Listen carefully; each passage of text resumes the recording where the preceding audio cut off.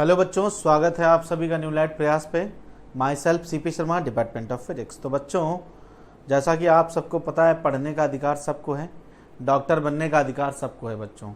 तो सर के साथ बच्चों आसानी से डॉक्टर बनिए और आसानी से पढ़ाई करिए, ठीक है। तो पीसीटी का पेपर डिस्कशन है, उसका स्टार्ट करते हैं बच्चों, फिजिक्स केमिस्ट्री का। तो पीसीटी 12, तो पहला क्वेश्चन है, if a 2 kg body fall on the ground from height 15 metre. तो एक बॉल है जो 15 मीटर की हाइट से ग्राउंड पे फॉल करती है, ठीक है।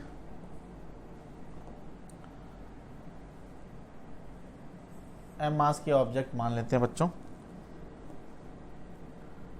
Fall mechanical energy converted into heat energy. तो कितनी मैकेनिकल एनर्जी हीट एनर्जी में कन्वर्ट हो जाएगी। तो Q बराबर कितना हो जाएगा, mgh के बराबर। तो मास कितना, पोटेंशियल एनर्जी इतनी होगी बच्चों, सारी की सारी पोटेंशियल एनर्जी हीट एनर्जी में कन्वर्ट हो जाएगी। तो पोटेंशियल एनर्जी कितनी होगी, mgh के बराबर। मास कितना है 2 kg, g कितना बेटा 10, और हाइट कितनी है 15, 300 जूल। तो देखो बच्चों कौन सा ऑप्शन सही है, 300 जूल। तो फर्स्ट ऑप्शन ठीक है। Question number second, how much heat energy is gained when 10 kg water at 60 degree Celsius to its boiling point. तो कितनी हीट एनर्जी गेन होगी, 10 kg वाटर है। तो Q बराबर ms डेल्टा टी। तो Q मास कितना है 20 kg, सब kg में दे रखा है। स्पेसिफिक हीट बच्चों kg में दे रखी है। तो m स्पेसिफिक हीट 4.2 इंटू 10 की पावर 3 किलो जूल में, और डेल्टा टी तो इट्स बॉइलिंग पॉइंट। तो बॉइलिंग पॉइंट कितना होगा, दैट इज 100 माइनस का 60 इज इक्वल टू 40। तो कितनी हीट होगी, दैट इज 10 इंटू 4.2 और इंटू 10 की पावर 3 और इंटू 40। तो Q इज इक्वल टू हो जाएगा 8.4 और इंटू बेटा 100 और इंटू 10 की पावर 3। तो Q बराबर ms डेल्टा टी। तो 10 इंटू यहाँ से 42 इंटू 4 इंटू 10 की पावर 3। आंसर देखो सब किलो में दे रखे हुए हैं। तो Q इज इक्वल टू 4 2 जा 8, 4 4 जा 16, और ये हो जाएगा 1 0, और 10 इंटू 10 की पावर 3 इंटू 10 की पावर 3, तो 1680 किलो जूल है ना। तो बच्चों एक आसान सवाल था ये, 1680 किलो जूल। तो first option. Question number third, when a copper ball is heated the larger percentage increase will be occur। जो कॉपर बॉल को हीट करेंगे अगर बच्चों, तो उसका सरफेस एरिया क्या होगा, A is equal to 4 pi r square, और वॉल्यूम कितना होगा 4/3 पाई आर क्यूब। तो सबसे ज़्यादा चेंज किस में आएगा बच्चों, जाहिर सी बात है वॉल्यूम में आएगा, ठीक है। तो थर्ड ऑप्शन, थर्ड का third option. Next question fourth. तो फोर्थ क्वेश्चन क्या है, at 10 degree Celsius the value of density of mixed mass of ideal gas. तो density by divide by pressure is equal to x दे रखा हुआ है at certain temperature, P by X बराबर। तो अगर हम बात करें तो P by rho is equal to nRT by m। तो यहाँ पर अगर हम बात करें तो हमें रो बाई पी चाहिए। तो rho by P is equal to m divide by nRT, और इसको x बोला तो x is inversely proportional to t, ठीक है, क्योंकि बाकी सारी चीज़ें तो कांस्टेंट है सिस्टम में।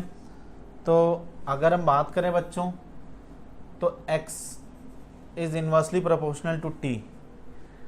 तो 110 डिग्री सेल्सियस पे x की वैल्यू क्या होगी, तो x डिवाइड बाई x1 बराबर T1 टेम्परेचर, तो पहले टेम्परेचर T2, तो T2 अगर 273 और प्लस का 110 डिवाइड बाई T1, T1 कितना था 273 और प्लस का 10, तो x divide by x1 is equal to रहेगा 283 डिवाइड बाई 280 नहीं 383, तो 383 डिवाइड बाई 283, तो x की वैल्यू क्या आ जाएगी, x1 बराबर 283 divide by 383 into x.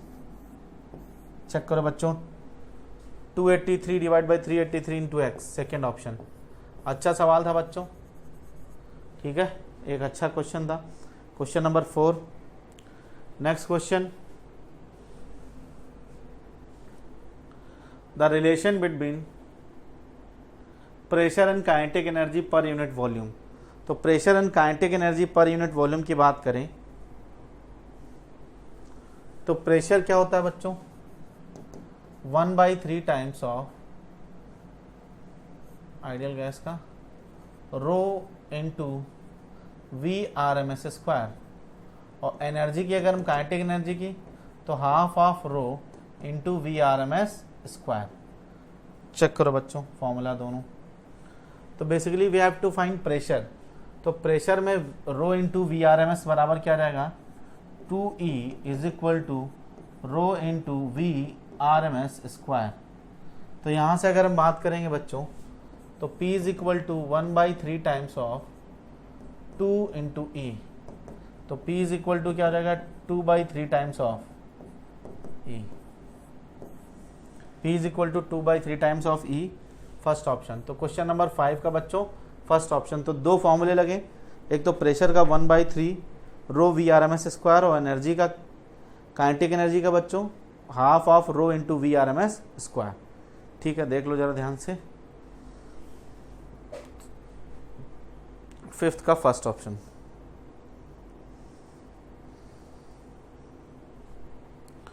Question number 6, तो 6 का है,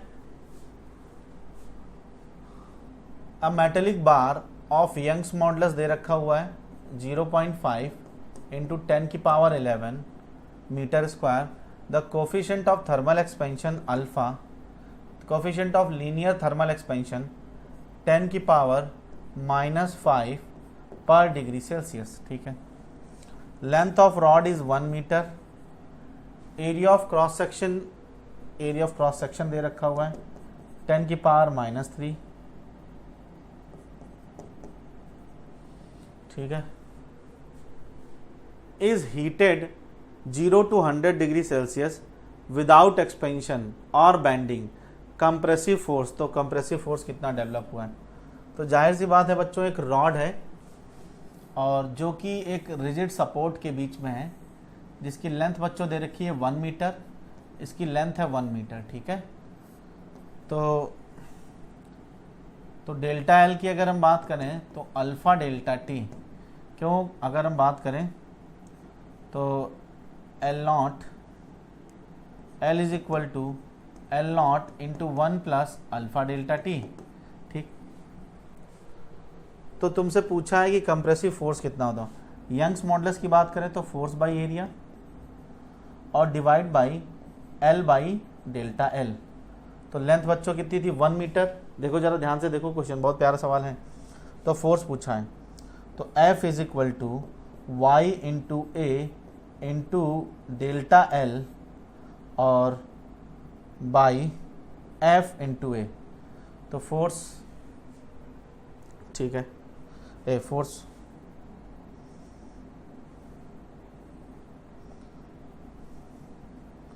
डिवाइड बाई L, तो L हो जाएगा 1। तो निकालते हैं बच्चों, फोर्स पूछा है द कंप्रेसिव फोर्स।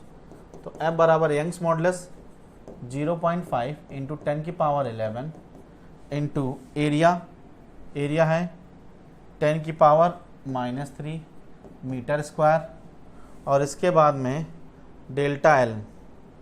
तो डेल्टा L क्या है बच्चों, अल्फ़ा डेल्टा टी। अल्फ़ा कितना है 10 की पावर -5 और डेल्टा टी कितना है, तो 0 से 100 लेके जाना तो 100। अब आ जाते हैं बच्चों, तो फोर्स बराबर यहाँ से बच्चों 3 ये और 5 ये, तो -8 तो -6 है ना, 2 इधर आ गया, तो 0.5 इंटू 10 की पावर 11 - 6, तो आ जाएगा F is equal to 0.5 into 10 की पावर 5, 6 5 11। ठीक है, क्या ये बात क्लियर है? बहुत आसान पेपर और आसान सवाल है बच्चों। ठीक है, तो F can be write as 50 into 10 की पावर 3, ठीक है, न्यूटन। तो 50 इंटू 10 की पावर 3 न्यूटन। तो सेकेंड ऑप्शन क्वेश्चन नंबर 6 का बच्चों देख लो जरा ध्यान से, बोर्ड से हट गया मैं।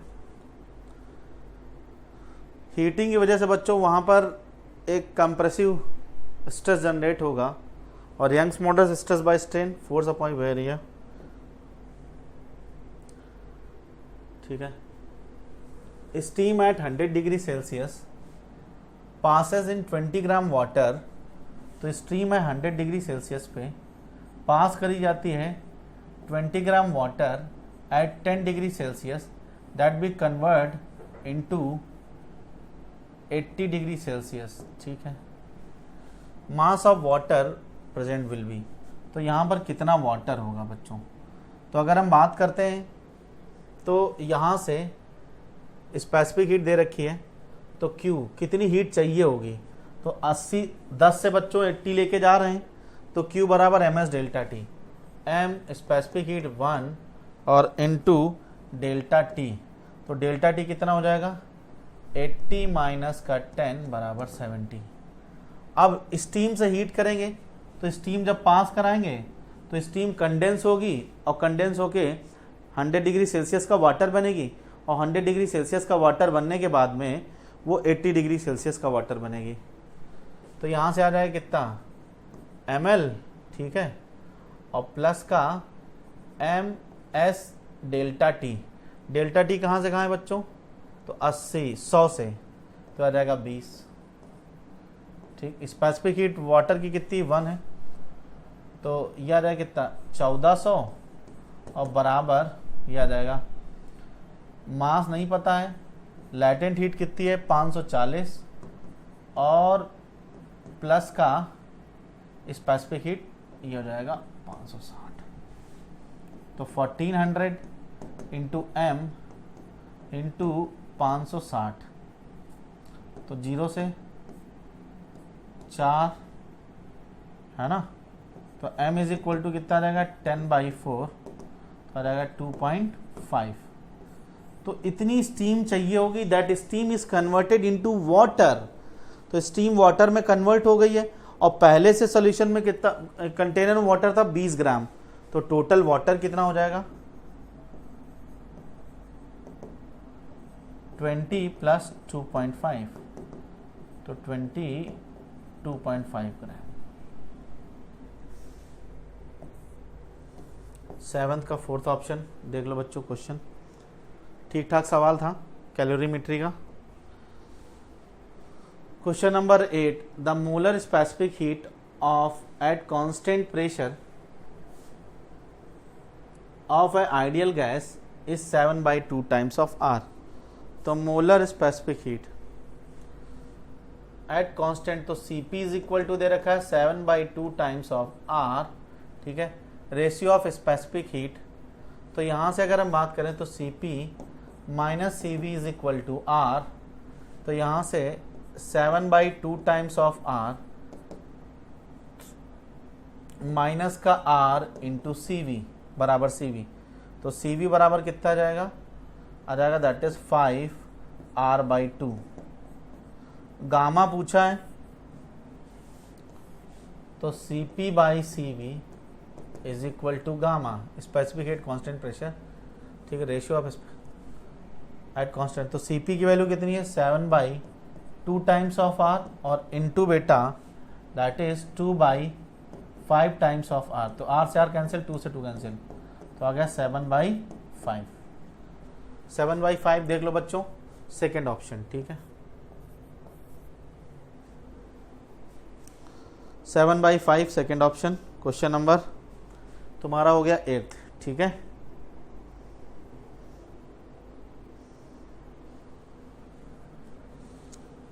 8th के बाद बच्चों 9th, ठीक। Stress strain graph of drawn, तो स्ट्रेस वर्सेस स्ट्रेन ग्राफ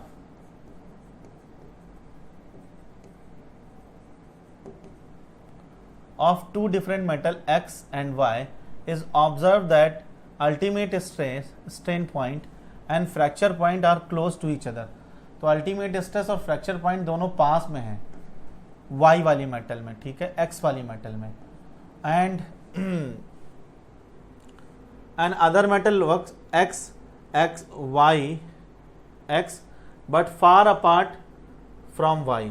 चलो बच्चों, तो it observe that ultimate stress point and fracture point is close each other of material X। तो X में बच्चों पास पास में है, तो अगर पास पास में अल्टीमेट फ्रैक्चर पॉइंट और अल्टीमेट टेंसाइल स्ट्रेन पॉइंट पास पास में है, तो वो ब्रिटल नेचर का है। तो X बच्चों ब्रिटल है और दूर दूर है, तो वो डक्टाइल है, ठीक है। तो X जो है हमारा, X हमारा ब्रिटल है और ये डक्टाइल नहीं बच्चों, ये ब्रिटल ये हो सकता है या फिर ये, और दूसरा बच्चों क्या है, डक्टाइल, ठीक है। तो सेकंड ऑप्शन, ठीक है। तो मैकेनिकल प्रॉपर्टीज ऑफ सॉलिड से क्वेश्चन था बच्चों, अच्छा सवाल था, क्वेश्चन नंबर 9। क्वेश्चन नंबर 10, ठीक है। A cylindrical tube of spray pump of radius r, एक सिलेंड्रिकल ट्यूब है जिसमें स्प्रे पंप है जिसकी रेडियस है r, one end of which has n fine hole, तो ये कुछ ऐसे होगा, और दूसरे एंड पे इसके n फाइन होल है, ठीक, इस पर ऐसे पंप लगा होगा। Each radius is small r, ठीक है। If the speed of the liquid in tube is v, the speed of ejection liquid through the hole. तो इक्वेशन ऑफ कंटिन्यूटी का सवाल है बच्चों, a1 v1 बराबर a2 v2, तो a1 तो pi capital R square into v, और a2 v2 तो मान लेते हैं छोटे वाले स्फेयर से ये v1 वेलोसिटी से निकल रहे हैं, तो n into pi R square small r square और इंटू v1, तो v1 बराबर, तो पाई से पाई कैंसिल हो गया, ठीक है। तो v1 बराबर आ जाएगा that is r square into v divide by r square n। Check करो बच्चों, v1 की अगर हम बात करें तो v into capital R square divide by n into small r square. Check करो बच्चों, क्वेश्चन नंबर 10, तो 10 का कौन सा, 10 का थर्ड। इक्वेशन ऑफ कंटिन्यूटी पे सवाल था बच्चों, ठीक है। Question number 11, internal energy change in the system as it absorb 2 kilo calorie heat, 2 kilo calorie heat and work done is 500 joule, ठीक है। तो हीट सप्लाइड, तो डेल्टा U प्लस का डेल्टा W, तो change in heat, change in internal energy, तो कहता है Q minus का डेल्टा W, तो वर्क डन कितना हुआ 500, तो Q हीट एब्जॉर्ब करिए 2 किलो कैलोरी, तो अगर हम बात करें तो 2000 और इंटू 4.2 माइनस का 500 जूल, ठीक है। तो ये कितना हो जाएगा 8400, 8284, ठीक है, और माइनस का 500 तो आ जाएगा 7900 जूल, 7900 जूल बच्चों, थर्ड ऑप्शन। एब्जॉर्ब करी है तो ये भी बच्चों पॉजिटिव होगा, work done by the system है वो भी पॉजिटिव होगा। तो एक अच्छा सवाल था क्वेश्चन नंबर 11 का थर्ड ऑप्शन, है ना। बहुत ही बढ़िया जबरदस्त पेपर था बच्चों, मन लगा के मेहनत करिए आप लोग, और डॉक्टर तो बनना आपका तय है बच्चों, ठीक है। आप लोग बस इसी तरीके से कनेक्टेड रहिए, ठीक है, एक एक पेपर देखते रहिए, उन पेपर से सीखिए। Question number 12, 1 mole of ideal gas off monoatomic goes under the process describe by P V की पावर 3/2 बराबर कांस्टेंट। तो हीट कैपेसिटी, तो हीट कैपेसिटी की अगर हम हीट कैपेसिटी पूछा हुआ है, ठीक है।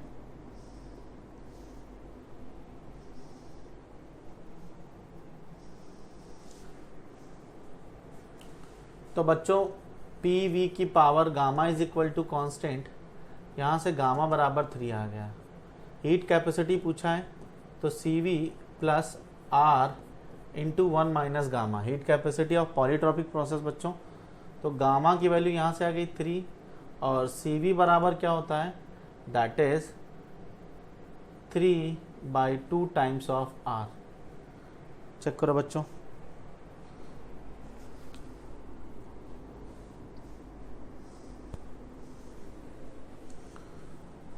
तो C is equal to 3/2 times of R minus plus का R डिवाइड बाई 1 माइनस, तो गामा की वैल्यू 3 बच्चों, तो आ जाएगा C is equal to 3R/2 minus का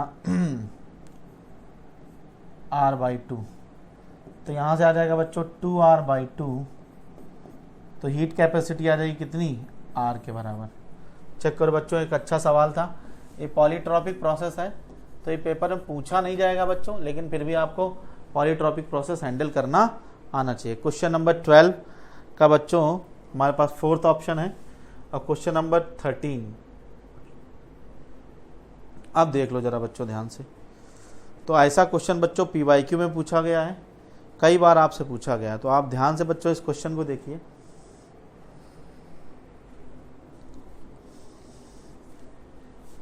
A monoatomic gas has constant pressure P having volume V expand, तो अगर हम आइसोथर्मली तो PV is equal to nRT, तो PV बराबर कांस्टेंट। तो अगर हम बात करें P1 V1 बराबर बच्चों P2 V2, तो पहले प्रेशर था P, वॉल्यूम था V और P2, तो P2 प्रेशर नहीं पता और वॉल्यूम क्या था 2V के बराबर।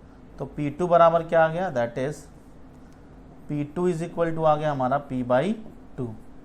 तो हमारा सेक्शन 1 कंप्लीट हुआ। देन एडियाबेटिकली फॉर वॉल्यूम, तो एडियाबेटिक की अगर हम बात करें तो PV की पावर गामा बराबर कांस्टेंट, तो P1 V1 की पावर गामा बराबर P2 V2 की पावर गामा। तो P1 कितना था बच्चों, P/2 के बराबर। वॉल्यूम कितना था, तो वॉल्यूम था अभी 2V है इस स्टेट पे, तो 2V की पावर गामा, और गामा की वैल्यू कितनी बेटा 5/3 बराबर P2 नहीं पता और V2 कितना गया 16 V की पावर 5/3। तो यहाँ से अगर हम बात करें तो P/2 is equal to 2V divide by 16 V की पावर 5/3 बराबर P2।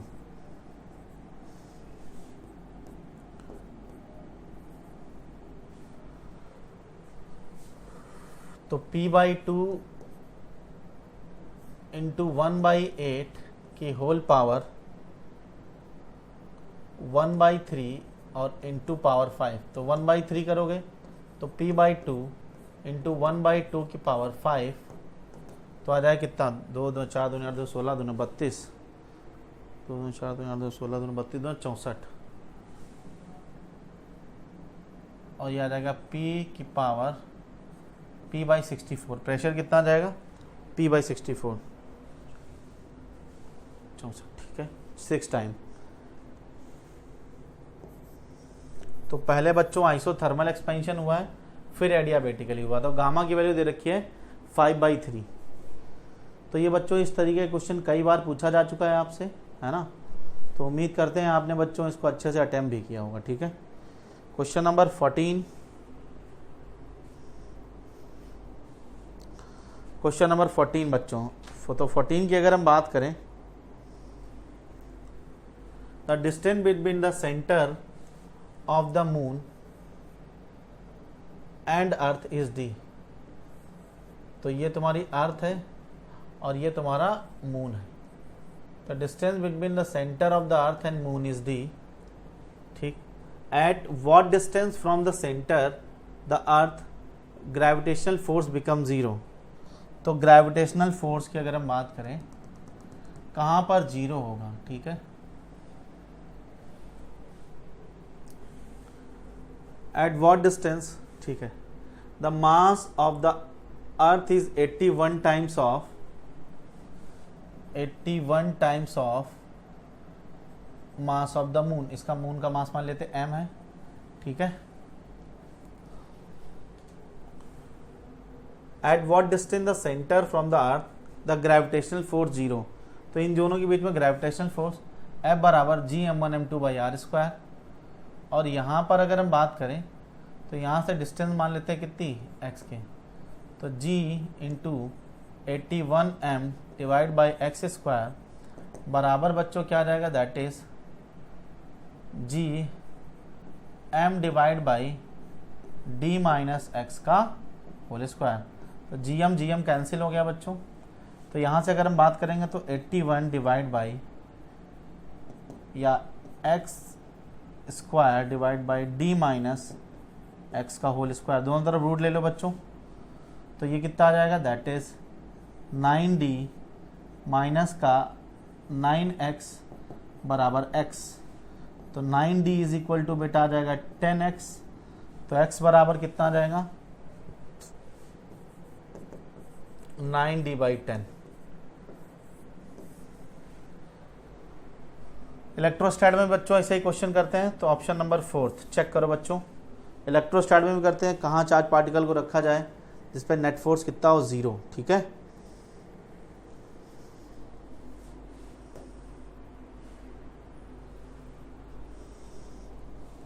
क्वेश्चन नंबर बच्चों 15।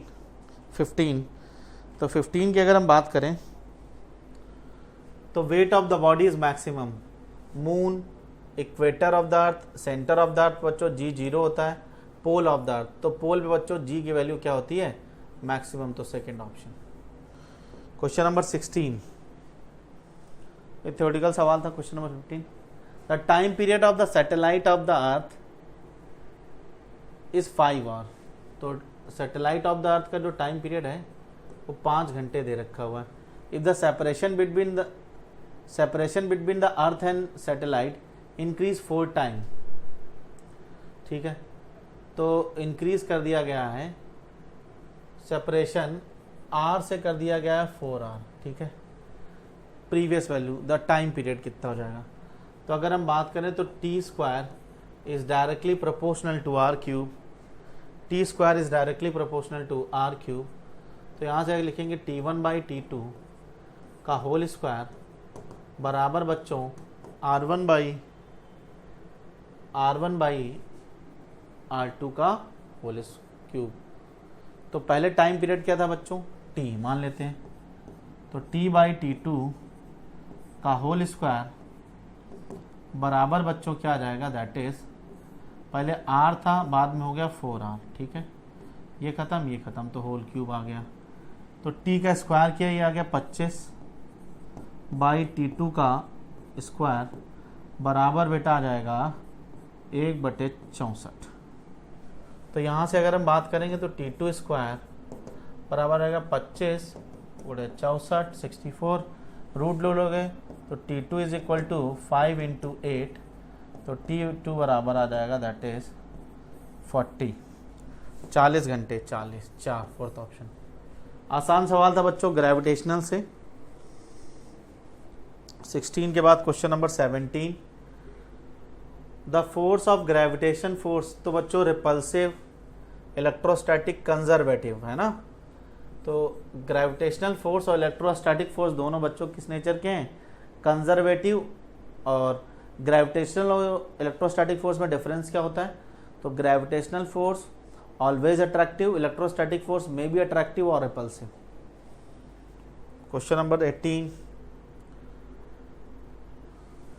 तो equation acceleration of simple harmonic, तो मैक्सिमम एक्सेलेरेशन पूछा है, तो y बराबर 5 sin 2t प्लस का π/4 मीटर। तो a मैक्स की अगर हम बात करें तो ए मैक्स बराबर ओमेगा स्क्वायर ए एम्पलीट्यूड है। ओमेगा की अगर बात करें तो 2 ओमेगा बराबर बच्चों कितना आ जाएगा 2, तो 2 का स्क्वायर इंटू एम्पलीट्यूड कितना है 5, तो 4 इंटू 5 बराबर 20 metre per second square, 20 metre per second square. तो 18 का बच्चों फर्स्ट ऑप्शन चेक कर लो। Question number 18 option number first.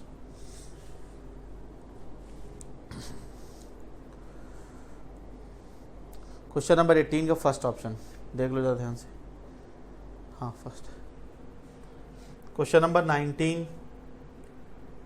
Potential energy at mean position of simple harmonic. तो potential energy at mean position of simple harmonic is 5 joule.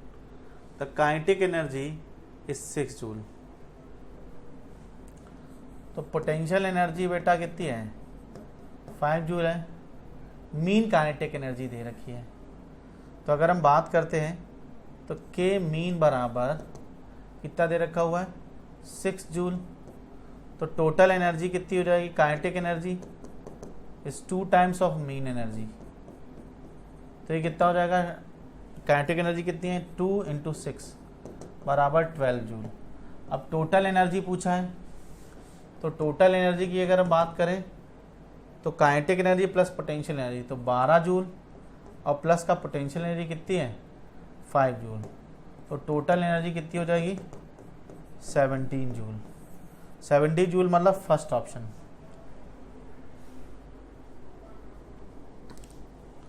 Question number 19 ठीक है बच्चों। Question number 19 first option.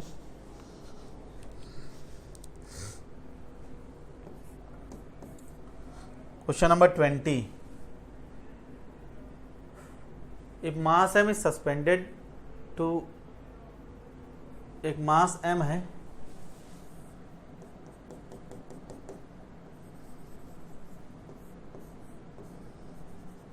is suspended to weighing spring is time period to t is equal to 2 pi under root m by k. The spring is now divided into 4 equal parts। तो 4 equal parts में आ गया तो k 2 बराबर क्या आ जाएगा 4 times of k। जितनी length घटाएंगे बच्चों उतना स्प्रिंग कांस्टेंट बढ़ेगा। The mass same mass is suspended from the part now time period. तो t is inversely proportional to under root of k। तो t1 बाई t2 बराबर बच्चों under root of k2 by k1। तो t1 कितना था t2 और spring constant बाद में कितना होगा 4k, पहले था k। तो t2 बराबर कितना रहेगा बेटा that is t by 2। Check करो t बाई 2 मतलब सेकेंड ऑप्शन 20 का सेकेंड ऑप्शन। बच्चों question number 21, the distance travel by the particle in simple harmonic motion when the phase change. तो फेज कहाँ से कहाँ चेंज होता है π/6 से 5π/6 चेंज होता है। कोई दिक्कत नहीं बच्चों। तो अगर हम बात करें इक्वेशन लिखते हैं y is equal to a sine omega T. तो ओमेगा टी क्या है बच्चों थीटा है, तो y बराबर a साइन थीटा लिखते हैं। तो पहले पोजीशन देखते हैं y1 बराबर a साइन π/6 मतलब कितना 30 डिग्री। तो साइन 30 की वैल्यू कितनी 1/2 तो a/2। अब देखते हैं बच्चों y2 इज इक्वल टू यहाँ पर थीटा कितना है बेटा 30 डिग्री है ठीक।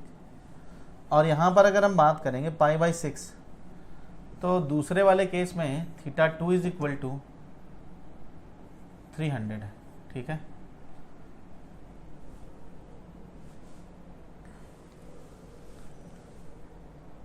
π/6 मतलब 30 डिग्री और 6 5 जा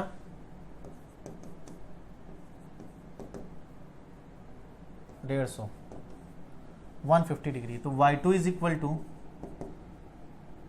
a साइन 150 तो साइन 150 तो y बराबर a साइन 90 इंटू 1 प्लस 60 ठीक ठीक। तो अगर हम बात करेंगे बच्चों तो ये आ जाएगा a cos 60 और cos 60 की वैल्यू कितनी a/2 के बराबर।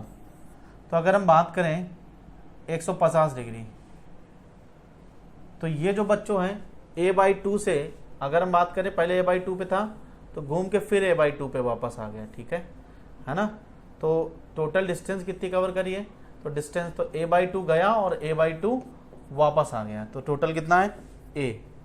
तो 21 का बच्चों फोर्थ ऑप्शन। चेक कर लो एक बार, ठीक ठाक सवाल था, क्वेश्चन नंबर 21, ठीक है बच्चों।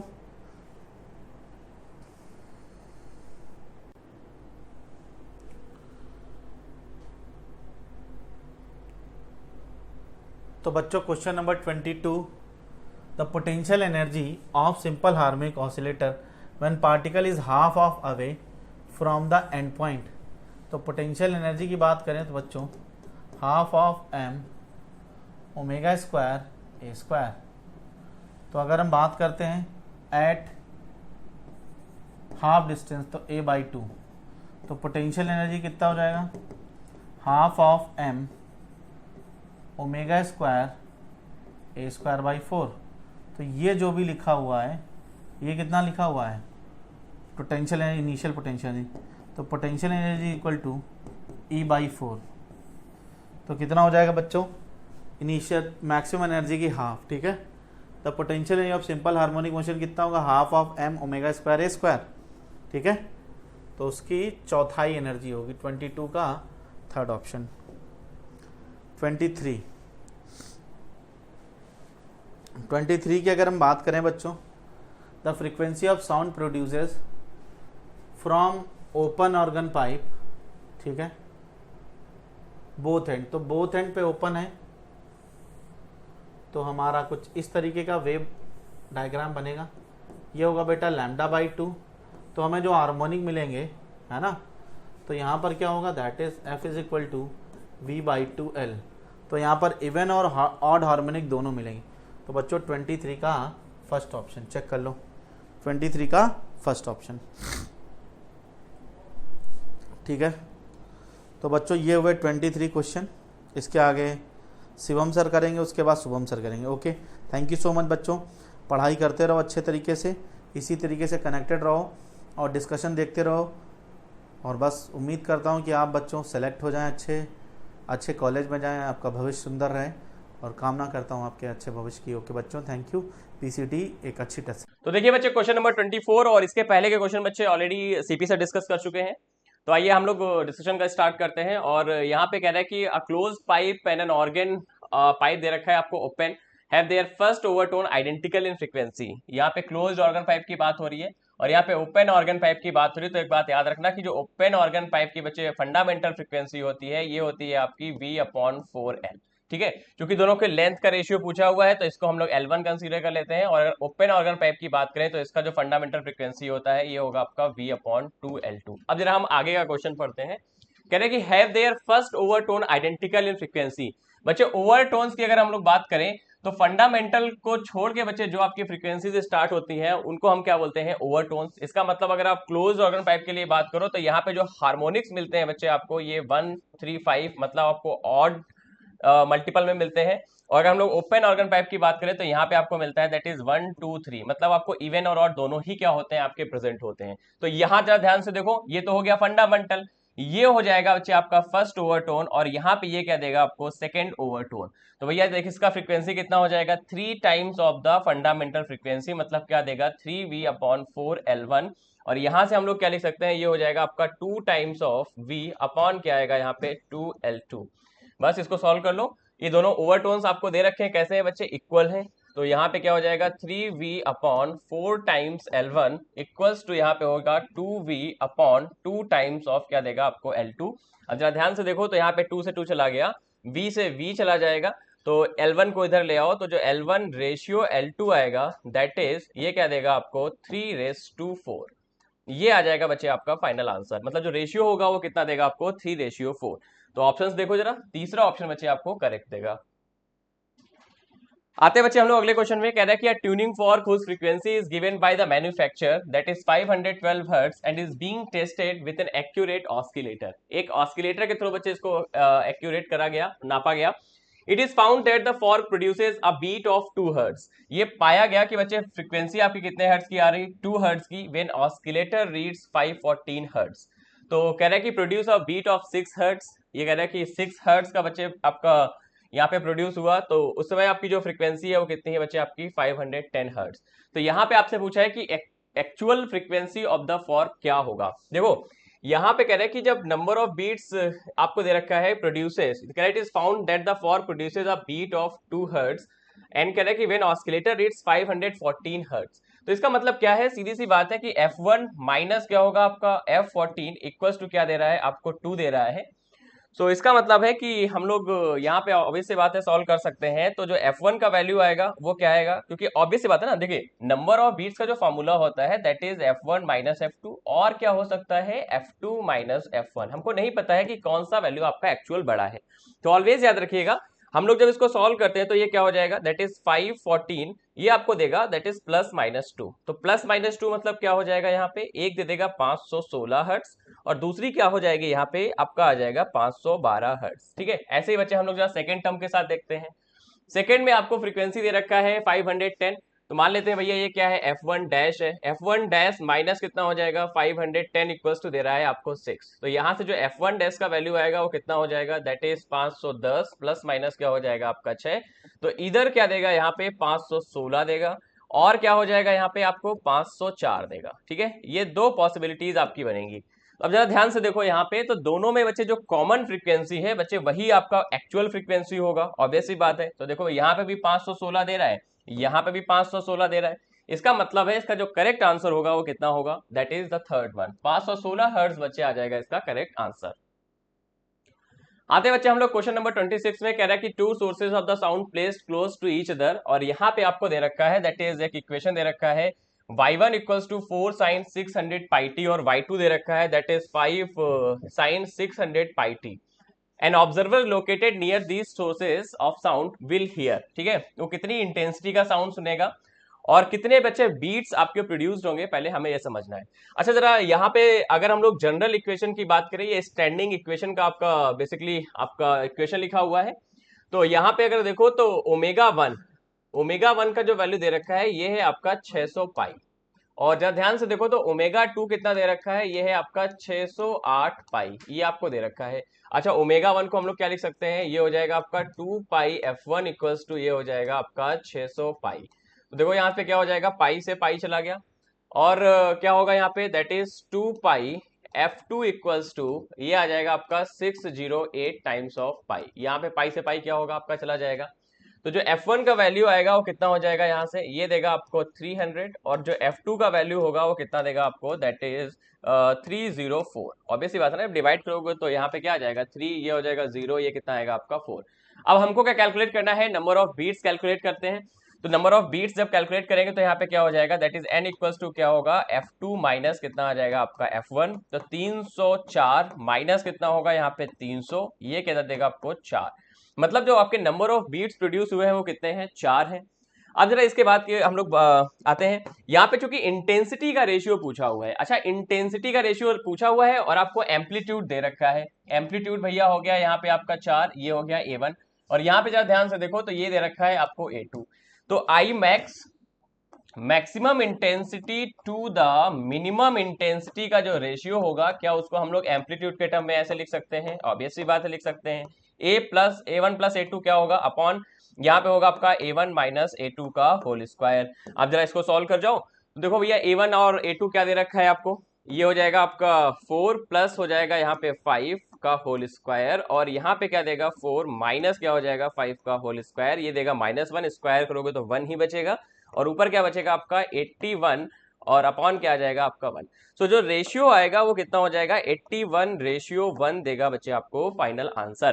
तो जरा देखो ऑप्शंस में आपकी नंबर ऑफ बीट्स कितनी है, दैट इज द 4, और जो इंटेंसिटी का रेशियो आ रहा है वो कितना है आपका, दैट इज 81:1। मतलब आपका जो करेक्ट आंसर होगा वो क्या होगा आपका 4th।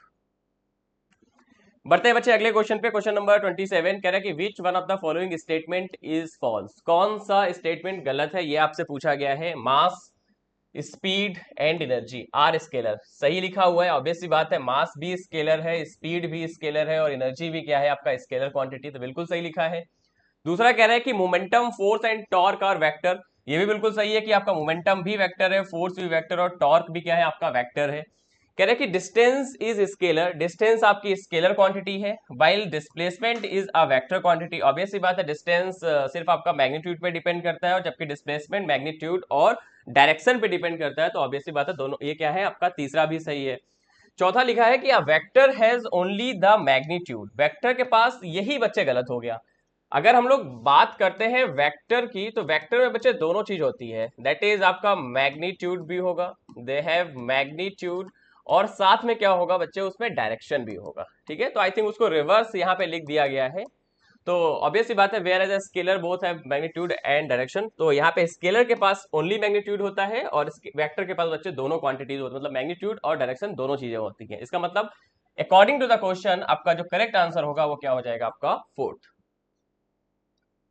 देखिए क्वेश्चन नंबर 28 कह रहा है कि if A vector plus B vector is a unit vector along X axis and A equals to दे रखा है that is I cap minus का जे कैप प्लस का के कैप, तो आपसे पूछा है कि व्हाट इज द बी।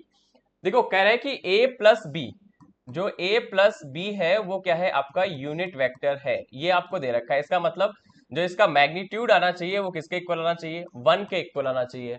अब यहाँ पे आपसे b की वैल्यू पूछी जा रही है, तो यहाँ पे काम करना, आप एलिमिनेशन मेथड यूज कर लेना। जरा एलिमिनेशन मेथड से इसको सॉल्व करो।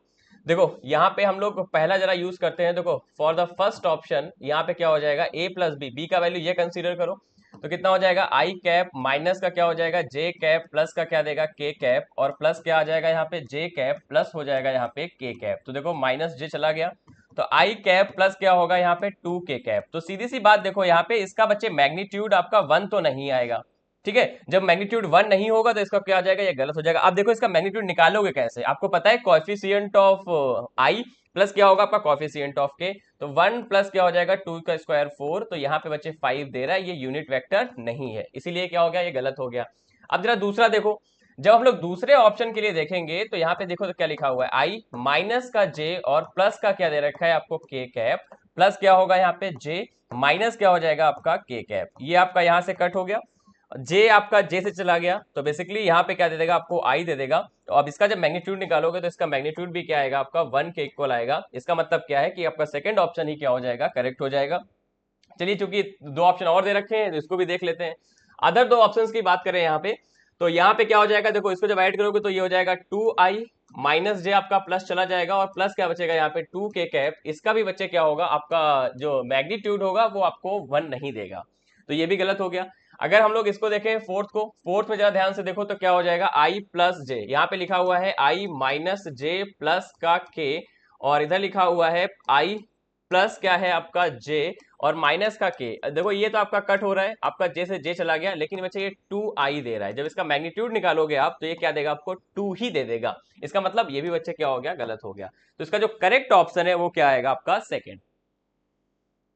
देखिए बच्चे क्वेश्चन नंबर 29 कह रहा है कि आप vector perpendicular to the 4i minus का 3j कैप में भी, एक कोई वेक्टर है और परपेंडिकुलर टू, ऑलवेज याद रखो कि जब बच्चे दो वेक्टर कोई परपेंडिकुलर है, सपोज करो आपके a और b दो वेक्टर है, तो इनका जो डॉट प्रोडक्ट है वो क्या होना चाहिए, 0 होना चाहिए। ठीक है, ये आपको याद रखना है। अच्छा देखो आपको पता है कि डॉट प्रोडक्ट क्या होता है, A vector dot B vector, that is nothing but ये होता है आपका ए बी कॉस थीटा। अच्छा ये 0 कब होगा भैया, जब थीटा इक्वल्स टू आएगा बच्चे आपका 90, तो वही तो बोला गया है परपेंडिकुलर, इसीलिए तो ये रिजल्ट आया है बच्चे, that is A dot B equals to 0। तो भाई डॉट प्रोडक्ट कर दो किसी दो वेक्टर्स का, फिर से हम लोग क्या करेंगे, यहाँ पे एलिमिनेशन यूज कर लेंगे। देखो जब एलिमिनेशन यूज करोगे तो यहाँ पे क्या हो जाएगा, ये 4i प्लस 3j, यहाँ पे 4i माइनस 3j दे रखा है, तो जब सॉल्व करोगे तो ये कितना देगा। अच्छा डॉट प्रोडक्ट है 4i कैप माइनस का होगा 3j कैप, डॉट क्या होगा यहाँ पे 4i कैप प्लस आ जाएगा आपका 3j कैप। तो आप जानते हो i डॉट i क्या होता है 1, तो 16 माइनस क्या आ जाएगा आपका 9, तो ओवरऑल यहाँ पे दे देगा बच्चे आपको 7, ये आ जाएगा आपका फाइनल आंसर। तो मतलब ऑब्वियसली बात है 7 दे रहा है, तो ये परपेंडिकुलर तो नहीं है ना, ये 0 आना चाहिए। अब देखो जरा 7k के साथ करोगे तो i डॉट के भी 0 देगा और j डॉट के भी 0 दे देगा। इसका मतलब बच्चे यही ऑप्शन क्या हो जाएगा आपका, सही हो जाएगा। अब ये क्यों नहीं होगा, क्योंकि ये i डॉट i बच्चे 1 दे देगा, और ये भी नहीं होगा क्योंकि ऑब्वियस सी बात है यहाँ पे कितना हो जाएगा 4 3 12, और माइनस का क्या देगा यहाँ पे, ये आ जाएगा 4 3 12, और माइनस माइनस हो जाएगा प्लस, तो ये आ जाएगा आपका 12। तो 12 और 12 कितना हो जाएगा आपका 24। ये भी क्या देगा आपको, 0 नहीं देगा। तो जो आपका करेक्ट आंसर आएगा वो कितना होगा बच्चे, आपका सेकेंड। देखिए क्वेश्चन नंबर 30 कह रहा है कि temperature can be expressed as a derived quantity in terms of which of the following. तो टेम्परेचर सीधी सी बात है भैया कि आपको फंडामेंटल क्वांटिटीज याद रखनी है। फंडामेंटल जो क्वांटिटीज हैं बच्चे उनमें क्या आता है आपका, दैट इज लेंथ, मास, ठीक है। अगर हम लोग बात करें तो उसी में बच्चे देखिए ये फंडामेंटल क्वांटिटीज है जो आपको याद रखनी है। लेंथ हो गया, मास हो गया, और क्या होगा यहाँ पे, टाइम हो गया। और अगर हम लोग बात करें बच्चे टेम्परेचर, टेम्परेचर भी क्या है आपका फंडामेंटल क्वांटिटी है, ठीक है। और भी बहुत सारे होते हैं जैसे आपका अमाउंट ऑफ सब्सटेंस हो गया, करंट हो गया, ठीक है। ये सारे क्या है आपके फंडामेंटल क्वांटिटीज हैं। तो टेम्परेचर बच्चे किसी से डिराइव्ड क्वांटिटी नहीं है, ये खुद में एक फंडामेंटल क्वांटिटी है। तो इसको हम किसी भी टर्म में बच्चे डिराइव नहीं कर सकते हैं। तो ऑब्वियस सी बात है आपका जो करेक्ट आंसर होगा वो क्या हो जाएगा बच्चे, fourth, none of the above. देखो क्वेश्चन नंबर कह रहा है कि 31 में in the relation y equals to r sin omega t minus K X the dimension of पूछा हुआ है omega by K are. Omega by K का डायमेंशन क्या होगा ये आपसे पूछा जा रहा है। जरा ध्यान से देखो क्वेश्चन को। तो यहाँ पे आपको जो इक्वेशन दे रखा है तो ऑब्वियस सी बात है इक्वेशन आपका क्या होना चाहिए, डायमेंशनली करेक्ट होना चाहिए। तो यहाँ पे y equals to R sine of omega T minus का के एक्स। ऑलवेज याद रखिए जब भी कोई भी ट्रिग्नोमेट्रिक टर्म दे रखा हो तो वो क्या होता है, उसकी जो होल डायमेंशन होती है वो डायमेंशन लेस। इधर देखिए ये आपका डिस्प्लेसमेंट दे रहा है, ये आपको एम्पलीट्यूड दे रहा है, दोनों का ही जो डायमेंशन होता है वो सेम होता है। इसका मतलब ये जो sign omega T minus K x है ये क्या होगा आपका, एक डायमेंशन लेस क्वांटिटी होगा। तो इसका मतलब हम लोग क्या लिख सकते हैं, that is omega T minus का के एक्स इक्वल्स टू, इसको लिखा सकता है 0। मतलब ओमेगा टी इक्वल्स टू क्या हो जाएगा, दैट इज जो ओमेगा टी की यूनिट होनी चाहिए वो के एक्स की यूनिट के इक्वल होना चाहिए। अब आपसे पूछा क्या है, ओमेगा बाई के पूछा हुआ है। तो ओमेगा बाई के इक्वल्स टू हम लोग क्या लिख सकते हैं यहाँ से, दैट इज नथिंग बट ये क्या हो जाएगा, एक्स बाई टी। एक्स क्या है आपका एम्पलीट्यूड, तो एम्पलीट्यूड की जगह क्या हो जाएगा एल, और टाइम यहाँ पे टी हो जाएगा। अब इसको ऊपर लेके जाओगे तो क्या बचेगा, दैट इज एल टी, और ये आ जाएगा आपका -1। तो इसकी जो डायमेंशन होगी वो कितनी हो जाएगी, दैट इज एल टी -1। और आपको एम यहाँ पे कंफ्यूज करने के लिए दिया हुआ है। तो बेसिकली देखो L1T0 ये हो नहीं सकता, L0T1 ये भी नहीं होगा, L-1T0 ये भी नहीं होगा, LT-1 जो कि आपका आंसर आ रहा है। तो इसका मतलब आपका जो करेक्ट आंसर आ जाएगा वो होगा आपका बच्चे फोर्थ। बढ़ते बच्चे अगले क्वेश्चन की तरफ। कह रहा है कि vernier calipers has a 14 divisions, 40 divisions दे रखा है आपको on the vernier scale which coincide with the 38 division on the main scale. Least count दे रखा है, दैट इज, बहुत बढ़िया क्वेश्चन है बच्चे ये। लीस्ट काउंट आपको दे रखा है, दैट इज आपका क्या है 0.1 मिलीमीटर। आपसे पूछा है कि मेन स्केल डिविजन्स क्या होगा। ऑलवेज याद रखो कि लीस्ट काउंट का जो आपका फार्मूला है दैट इज नथिंग बट ये होता है 1 मेन स्केल डिवीजन माइनस क्या होगा आपका 1 वर्नियर स्केल डिवीजन। तो पहले जरा हम लोग 1 वर्नियर के लिए सॉल्व कर लेते हैं। जरा देखो कह रहा है कि 40 divisions on the vernier scale, मतलब 40 that is VSD equals to क्या आना चाहिए आपका 38 divisions on the main scale. 38 MSD के क्या होना चाहिए, इक्वल होना चाहिए। यहां से हम लोग 1 वर्नियर स्केल डिवीजन का वैल्यू कैलकुलेट कर सकते हैं, दैट इज नथिंग बट कितना हो जाएगा आपका 38 अपॉन क्या आ जाएगा 40, और ये देगा आपको बच्चे मेन स्केल डिवीजन। अब यहां से जरा सॉल्व करो तो ये हो जाएगा 19 अपॉन आ जाएगा बच्चे 20, और 1 VSD इक्वल्स टू हम लोग क्या लिख सकते हैं, ये हो जाएगा आपका 19 upon 20 times of the main scale division. अब हमको निकालना क्या है, main scale division. List count आपको दे रखा है दैट इज 0.1 मिलीमीटर है, इक्वल्स टू, अच्छा 1 MSD को एज इट इज रहने दो, यहाँ पे कोई भी चेंज मत करो। और यहाँ पे जो आपको 1 VSD का वैल्यू दे रखा है सब्स्टिट्यूट कर जाओ, क्या हो जाएगा 19 अपॉन 20, ये देगा आपको MSD।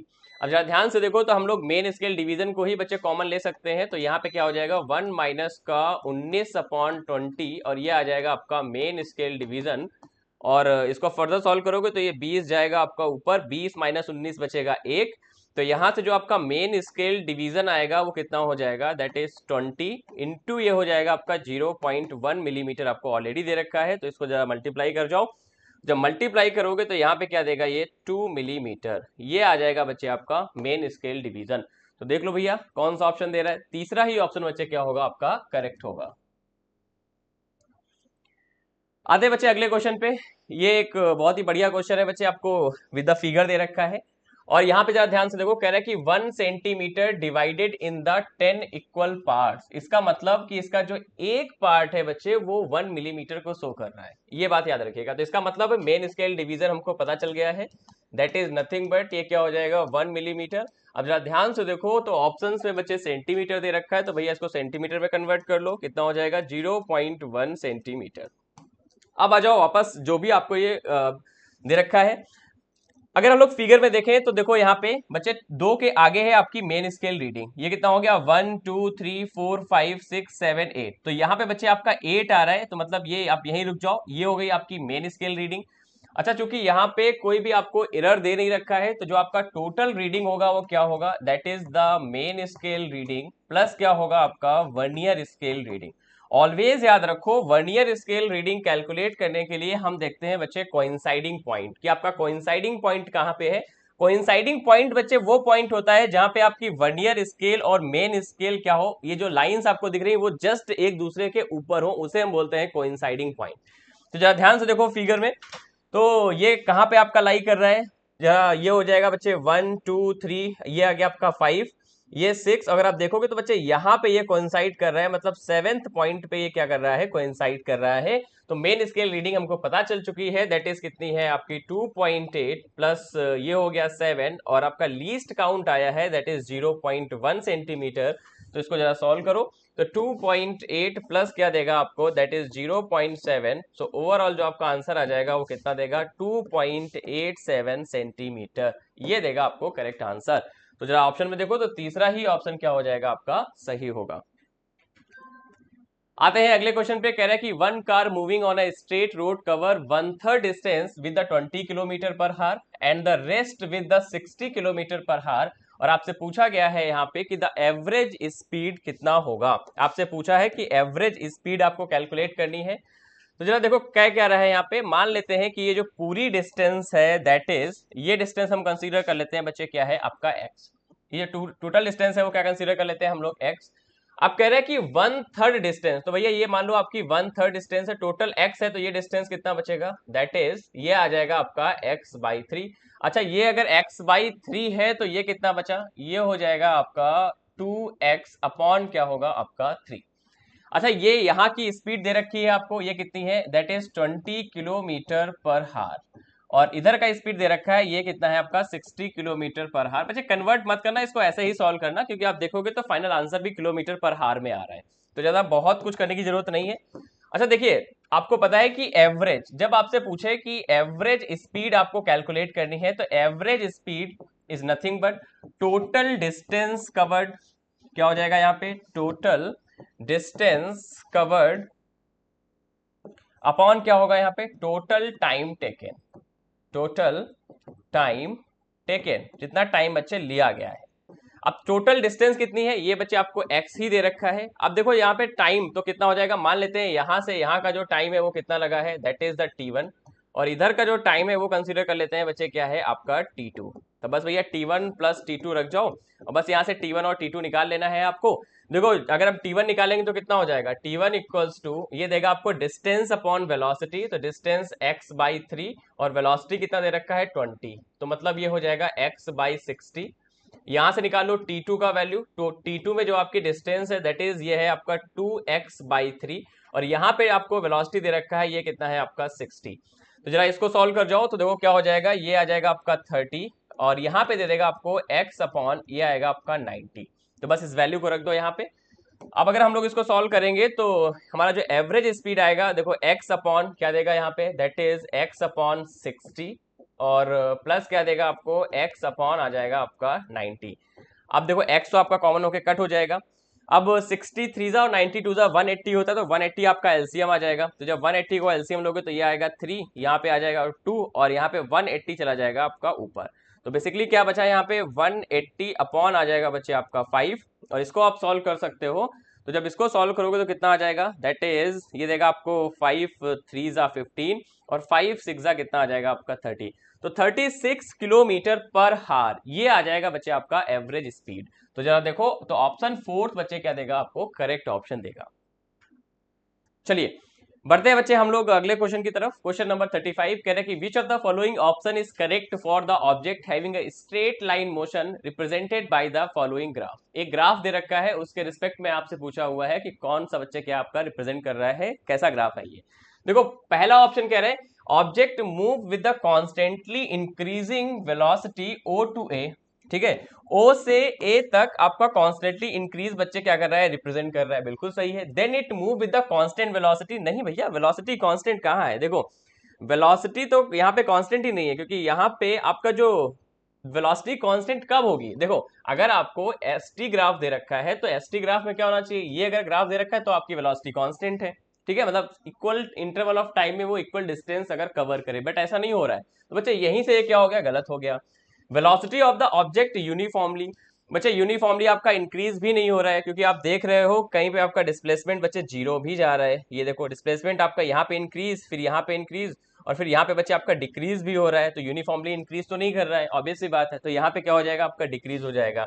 एवरेज वेलोसिटी, अब जरा रुक जाओ, अब जरा ध्यान से देखो, तो यहां से ओ से चलना स्टार्ट किया, ए पहुंचा, ए से बच्चे बी पहुंचा, बी से कहां पहुंचा सी, और सी से कहां पहुंचा बच्चे डी। तो अगर आप देखोगे तो भैया यहाँ पे डिस्प्लेसमेंट क्या हो रहा है बच्चे, आपका जीरो हो रहा है। अगर आपका डिस्प्लेसमेंट जीरो होगा तो जो एवरेज वेलोसिटी होगी वो क्या होगा, that is displacement upon time. तो जो एवरेज वेलोसिटी आ जाएगा, एवरेज जो वेलोसिटी होगी वो कितनी हो जाएगी, that is equals to zero, क्योंकि बच्चे डिस्प्लेसमेंट क्या हो रहा है, आपका जीरो हो रहा है, ठीक है। The graph shown is impossible, impossible तो नहीं है बट पॉसिबल है, क्वाइट पॉसिबल। तो इसका जो करेक्ट आंसर होगा वो आ जाएगा बच्चे आपका तीसरा। देखो जरा क्वेश्चन नंबर 36 कह रहा था relation between the time and the distance is T equals to alpha X square plus का beta X, where alpha and beta are the constant, the retardation, आपसे रिटार्डेशन पूछा हुआ है, क्या होगा। बहुत ही प्यारा क्वेश्चन है बच्चे ये। और यहाँ पे देखो जरा कि t इक्वल्स टू आपका रिलेशन कुछ ऐसा दे रखा है, that is alpha times of x square plus क्या है आपका यहाँ पे बीटा एक्स।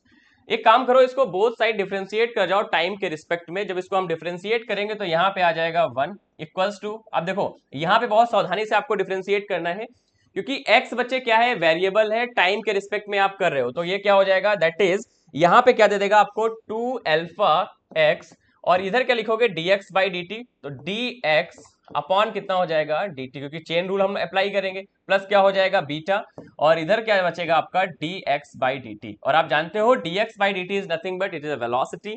तो v यहाँ पे क्या हो जाएगा 2 अल्फा x, और क्या आ जाएगा v, प्लस क्या देगा यहाँ पे बीटा v। एक काम कर सकते हो, यहाँ से v को ले लो कॉमन, तो v कॉमन आ गया तो बचेगा यहाँ पे 2 अल्फा x प्लस का आ जाएगा आपका बीटा इक्वल्स टू आ जाएगा यहाँ पे 1।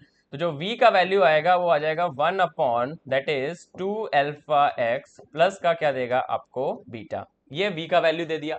अच्छा रिटार्डेशन पूछा है तो भैया आपको एक बार और डिफरेंशिएट करना पड़ेगा, तो जरा एक बार और डिफरेंशिएट कर जाओ। जब एक बार और डिफरेंशिएट करोगे तो यहाँ पे क्या हो जाएगा dv अपॉन dt। एक काम कर लो, इसको ऊपर उठा लो तो पावर हो जाएगी -1, तो माइनस आपका आगे आ जाएगा 2 अल्फा एक्स प्लस का क्या हो जाएगा बीटा, ये यहाँ पे लग रहा है पावर रूल, मतलब -1 पहले से था, -1 और आ जाएगा, ठीक है। अब क्या लगाएंगे, चेन रूल अप्लाई करेंगे, तो 2 अल्फा एक्स प्लस बीटा को फिर से हमको डिफरेंशिएट करना पड़ेगा, तो ये आ जाएगा 2 अल्फा, जो एक्स को डिफरेंशिएट करोगे तो यहाँ पे क्या देगा आपको dx बाई dt, क्या आ जाएगा यहाँ पे dx बाई dt। तो यहां से आप इजीली सॉल्व कर सकते हो, तो ये कितना हो जाएगा -2, तो माइनस का इसको हम लोग लिख सकते हैं 1 अपॉन, ये आ जाएगा आपका 2 अल्फा एक्स प्लस का बीटा, और यहाँ पे क्या देगा dx बाई dt को फिर से भी लिख लो, 2 अल्फा टाइम्स क्या आ जाएगा आपका v। तो यहाँ पे जरा ध्यान से देखो, तो ये स्क्वायर लिखा हुआ है। अब यहां से एक काम करो कि वैल्यू को सब्स्टिट्यूट कर लो कि 1 upon 2 alpha plus x, alpha x plus beta को हम लोग v लिख सकते हैं, तो माइनस का क्या हो जाएगा, ये इसे लिख सकते हैं हम लोग माइनस का 1 अपॉन v स्क्वायर, नहीं क्योंकि 1 upon 2 alpha x plus beta है, तो यही आपका क्या आ जाएगा v स्क्वायर इंटू क्या होगा यहाँ पे 2 टाइम्स अल्फा v। तो माइनस का कितना आ जाएगा 2 अल्फा, और ये देगा आपको v क्यूब। अब चूंकि रिटार्डेशन पूछा है तो भैया नेगेटिव सिंबल हटा दो, 2 अल्फा v क्यूब आ जाएगा बच्चे आपका फाइनल आंसर। तो 2 अल्फा वी क्यूब मतलब आपका पहला ही ऑप्शन क्या हो जाएगा, करेक्ट होगा। देखो यहाँ पे जो गलती करने की पॉसिबिलिटी बच्चे यहाँ पे बनेगी, क्योंकि आप जब डिफरेंशिएट करते हो तो ये चेन रूल आप नहीं सही से अप्लाई करते हो, तो यहाँ पे dx बाई dt को क्या होता है कि आप लीव कर देते हो। ये नहीं करना है, आपको प्रॉपर चेन रूल अप्लाई करना है। तो यहाँ पे कितना आ जाएगा, 2 अल्फा वी क्यूब आएगा आपका करेक्ट आंसर।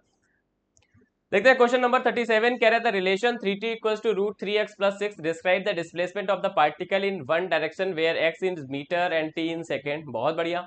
कह रहा है कि displacement when the velocity is zero. अच्छा देखो रिलेशन कुछ ऐसा दे रखा है आपको, that is 3t equals to, ये है आपका रूट ऑफ 3x, इसमें साथ ही है प्लस क्या होगा आपका 6। डिस्प्लेसमेंट पूछा है आपसे, तो एक काम करो जरा, इसको इधर लेके चले जाओ तो लिख सकते हैं 3t माइनस का 6 इक्वल्स टू आ जाएगा यहाँ पे स्क्वायर रूट 3x। एक काम कर लो, बोथ साइड स्क्वायर कर जाओ, तो ये हो जाएगा 3t माइनस का 6 का होल स्क्वायर इक्वल्स टू आएगा यहाँ पे 3x। तो हम लोग x के लिए सॉल्व कर सकते हैं, यहाँ से ये देगा आपको 1/3, ये आ जाएगा 3t माइनस का आ जाएगा 6 का आ जाएगा आपका होल स्क्वायर। अब जरा यहाँ पे कह रहा है कि displacement when the velocity is zero. अच्छा वेलोसिटी बोला हुआ है आपसे कि जीरो है, तो वेलोसिटी जरा कैलकुलेट करो यहाँ से, तो क्या हो जाएगा dx by D T equals to, यहाँ पे कितना आ जाएगा 1/3 इंटू आ जाएगा 2, और ये देगा आपको 3t माइनस का 6 इंटू आ जाएगा यहाँ पे 3 से 3 चला गया, तो v इक्वल्स टू यहाँ पे क्या आ जाएगा 2 टाइम्स ऑफ 3t माइनस का 6। क्योंकि क्वेश्चन में आपसे पहले ही बोला है कि भैया यहाँ का वेलोसिटी क्या है, जीरो है, तो जब इसको सॉल्व करोगे तो ये टर्म भी आपका जीरो हो जाएगा। क्या बचेगा यहाँ पे 3t माइनस का 6, तो जो t का वैल्यू आएगा वो कितना हो जाएगा आपका 2 सेकेंड। जो t का वैल्यू होगा वो कितना आएगा आपका 2 सेकेंड। तो यहाँ पे जब आप देखोगे, अगर आप, चूंकि आपसे क्या पूछा है, देर आस्किंग फॉर द डिस्प्लेसमेंट पूछा है, तो यहाँ पे जरा t का वैल्यू रखो, तो जब t के लिए सॉल्व करोगे तो क्या हो जाएगा, यहाँ से देखो जरा ध्यान से, x इक्वल्स टू ये आ जाएगा 1/3, 3 इंटू क्या हो जाएगा 2 माइनस का आ जाएगा आपका 6 का होल स्क्वायर। तो इसे आप सॉल्व करोगे तो यहाँ पे देगा 6 माइनस 6 का होल स्क्वायर, मतलब ओवरऑल जो x देगा वो कितना आ जाएगा आपका 0। तो जो इसका फाइनल आंसर होगा वो आएगा 0, मतलब फोर्थ ऑप्शन आपका करेक्ट होगा। कह रहा है कि two trains each of 50 metre long are travelling in the opposite direction with the velocity दे रखा है 10 मीटर पर सेकेंड। देखो अपोजिट डायरेक्शन दे रखा है, कंसीडर कर लेते हैं बच्चे, पहले का डायरेक्शन कुछ ये है, ये कंसीडर कर लेते हैं, और दूसरे का डायरेक्शन बच्चे आपका ये है। अच्छा इसका आपको दे रखा है कि this is also given 50 metre, ये भी आपका इसकी लंबाई दे रखी है, और 50 मीटर आपको इसकी भी लंबाई दे रखी है। इसकी वेलोसिटी दे रखी है आपको, दैट इज मान लेते हैं ये v1 है, that is 10 metre per second, ये दे रखा है आपको वेलोसिटी, और इसका जो वेलोसिटी दे रखा है दैट इज v2, ये है आपका 15 मीटर पर सेकेंड, ये आपको दे रखा है। देखो जब अपोजिट डायरेक्शन में हो तो बच्चे रिलेटिव वेलोसिटी का कॉन्सेप्ट आएगा, तो यहां से हम लोग सॉल्व कर सकते हैं, जो v रिलेटिव देगा वो कितना हो जाएगा, यहाँ से ये आ जाएगा 10 प्लस कितना हो जाएगा 15, और ऑब्वियस सी बात है ये क्या हो जाएगा मीटर पर सेकेंड, तो ये हो जाएगा 10 15, यहाँ पे आ जाएगा 25 मीटर पर सेकेंड, ये आ जाएगी बच्चे आपकी रिलेटिव वेलोसिटी। अब टोटल डिस्टेंस कितना हो जाएगा, क्योंकि हमसे टाइम ऑफ क्रॉसिंग पूछा है, तो t इक्वल टू क्या हो जाएगा, टोटल डिस्टेंस मतलब 50 मीटर ये 50 मीटर ये, तो 50 प्लस 50 अपॉन क्या देगा यहाँ पे 25, तो ओवरऑल कितना हो जाएगा 100, और 100 बटे 25 मतलब कितना आ जाएगा आपका 4, तो 4 सेकेंड दे देगा आपको फाइनल आंसर। 4 सेकेंड आपका क्या होगा, फाइनल आंसर आएगा। तो जरा देख लो ऑप्शंस में, तो सेकेंड ऑप्शन आपका करेक्ट होगा। कह रहा है कि 39 क्वेश्चन पे आते हैं कि एक projectile is projected with an initial velocity दे रखा है, that is 5i cap plus 8j cap, if g equals to 10 metre per second square, then the range of the projectile पूछा है। तो जब बच्चे किसी इस पर्टिकुलर ऐसा कुछ केस दे रखा हो 5i कैप प्लस का 8j कैप, ठीक है, तो आप रेंज का फॉर्मूला जानते हो कि range is nothing but you square sine of 2 theta upon क्या होता है बच्चे g। अब जरा इसको ब्रेक कर लो, तो यहाँ पे क्या लिख सकते हो, दैट इज ये हो जाएगा 2 टाइम्स ऑफ u हो जाएगा आपका साइन थीटा, और इसे क्या लिखेंगे हम लोग u कॉस थीटा अपॉन आ जाएगा यहाँ पे g। तो बेसिकली रेंज के ही फार्मूले को बच्चे आप कैसे लिख सकते हो, that is nothing but 2 times of ये हो जाएगा ux uy अपॉन क्या हो जाएगा g। तो ux मतलब x का कंपोनेंट, uy मतलब क्या हो गया आपका y का कंपोनेंट, तो बस यहाँ पे रख जाओ r इक्वल्स टू 2 इंटू क्या हो जाएगा 5 इंटू आ जाएगा 8, और g का वैल्यू दे रखा है आपको 10, तो 5 1 और यहाँ पे क्या आ जाएगा 2 और ये चला गया, तो जो रेंज आएगी वो कितनी हो जाएगी आपकी 8 मीटर। तो जो रेंज का वैल्यू होगा वो कितना होगा 8 मीटर, मतलब इसका पहला ही ऑप्शन बच्चे क्या होगा आपका सही होगा। देखिए बच्चे क्वेश्चन नंबर 40 कह रहा था maximum height reach by a projectile is 4 metre दे रखा है, और कह रहे हैं कि यहाँ पे हॉरिजॉन्टल रेंज आपकी कितनी है, that is 12 metre. Velocity of projectile आपसे पूछा है कि वेलोसिटी ऑफ प्रोजेक्टाइल क्या होगा, जी क्या है आपका, एक्सेलरेशन ड्यू टू ग्रेविटी है। तो इसका मतलब आपको एच दे रखा है, दैट इज क्या है आपका 4, और हॉरिजॉन्टल रेंज भी दे रखा है आपको, ये क्या है आपका 12। तो देखो आप रेंज और अगर हम लोग बात करें, इसमें एक पर्टिकुलर आपका फॉर्मूला होता है, दैट इज रेंज और हाइट का 4h इक्वल्स टू, आपको ये याद रखना है, that is r times of tan theta, ये आपका फॉर्मूला है। तो 4 इंटू हाइट कितनी दे रखी है आपको 4, अब r कितना दे रखा है, दैट इज ये है आपका रेंज 12 मीटर, 12 इंटू क्या हो जाएगा आपका tan थीटा। तो यहां से कितना देगा, 4 3 हो जाएगा आपका 12, तो जो tan थीटा होगा वो कितना आ जाएगा आपका 4/3, जो tan थीटा का वैल्यू होगा वो कितना आएगा आपका 4/3। इसका मतलब क्या होगा यहाँ से, आप यहाँ पे बस साइन थीटा निकाल लो, ऑब्वियस सी बात है, आप जब साइन थीटा निकालोगे तो कितना हो जाएगा, ये देगा आपको 4/5, क्योंकि आपको पता है कि ये अगर 4 है, ये हो जाए, ये 4 दे रखा है, ये 3 है, तो ऑब्वियस सी बात है ये क्या होगा 5 होगा। अब जरा हाइट का फॉर्मूला यहाँ पे यूज करो, ये कितना हो जाएगा, you square sine square theta upon क्या देगा आपको 2g देगा।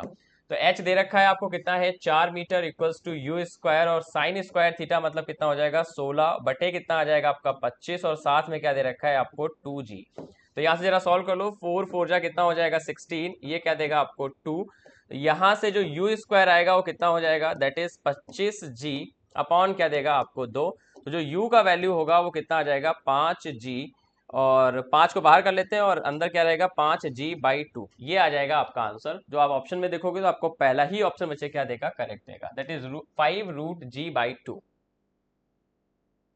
कह रहा है कि velocity of A particle is given by the magnitude of the acceleration पूछा है। तो देखो जरा वेलोसिटी दे रखी है, दैट इज क्या है आपका 4i कैप, प्लस दे रखा है 5tj कैप।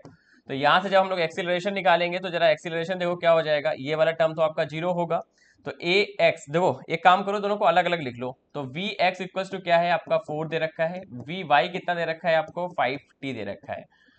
तो यहाँ पे चाहो तो ऐसे ही डिफरेंशिएट भी कर सकते हो, तो यहाँ पे जो आपका एक्सेलरेशन आएगा वो कितना आ जाएगा, दैट इज ये टर्म आपका 0 हो जाएगा, प्लस क्या आएगा 5, और ये हो जाएगा आपका जे कैप। तो यहाँ से जब इसका मैग्नीट्यूड निकालोगे तो मैग्नीट्यूड ऑफ द एक्सेलरेशन क्या देगा आपको 5 मीटर पर सेकेंड स्क्वायर, ये हो जाएगा आपका मैग्नीट्यूड, जो कि होगा आपका ऑप्शन नंबर सेकेंड।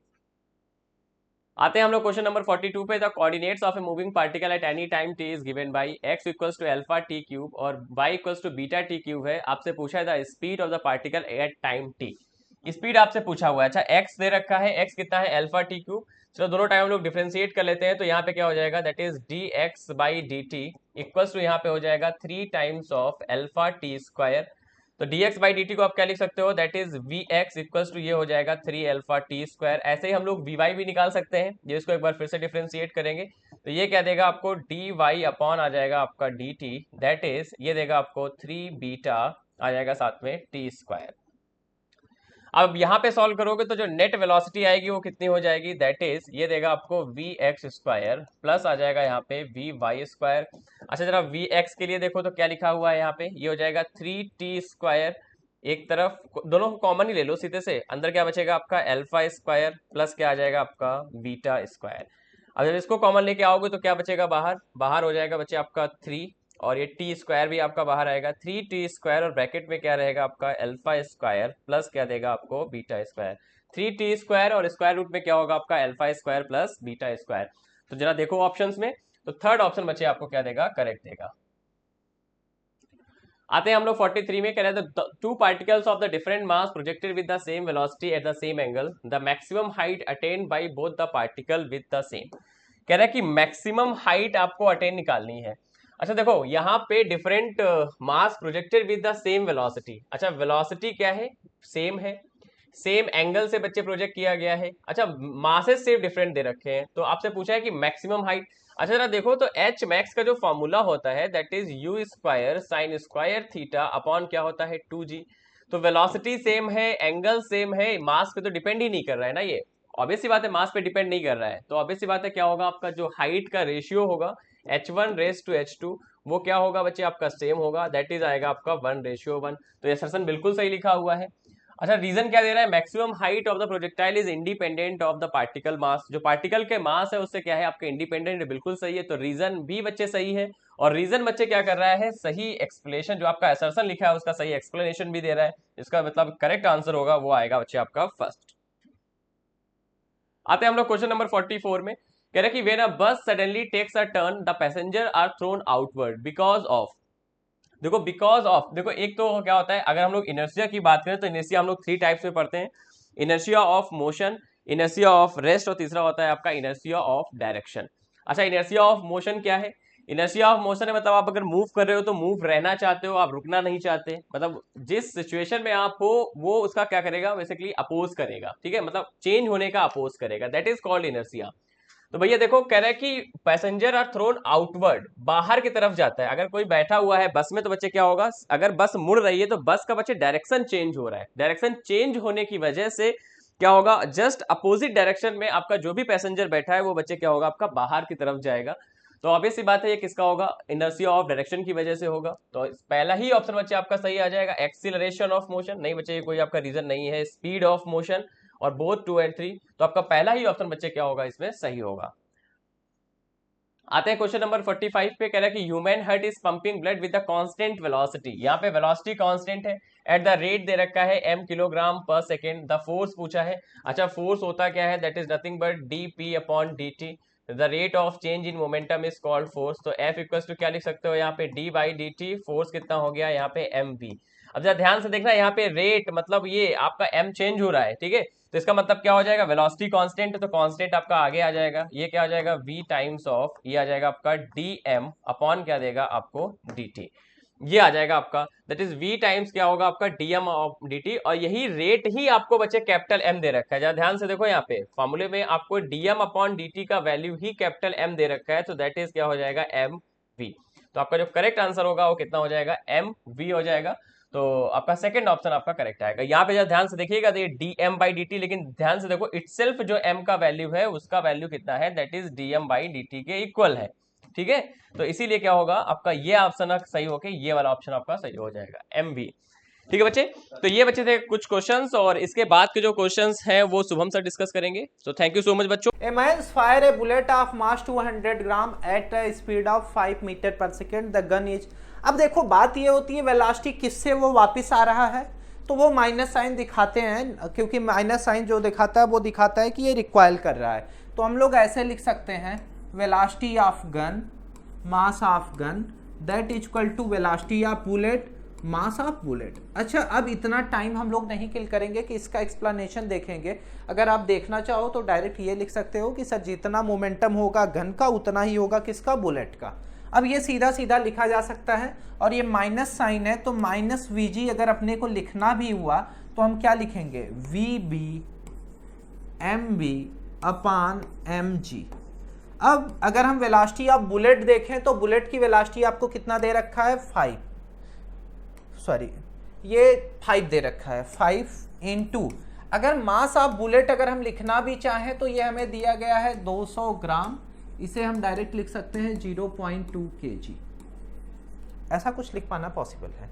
तो यहाँ पे 0.2 लिखिए या 1.5 kg लिख दीजिए, आपका और कैलकुलेशन मैं आसान कर दे रहा हूँ।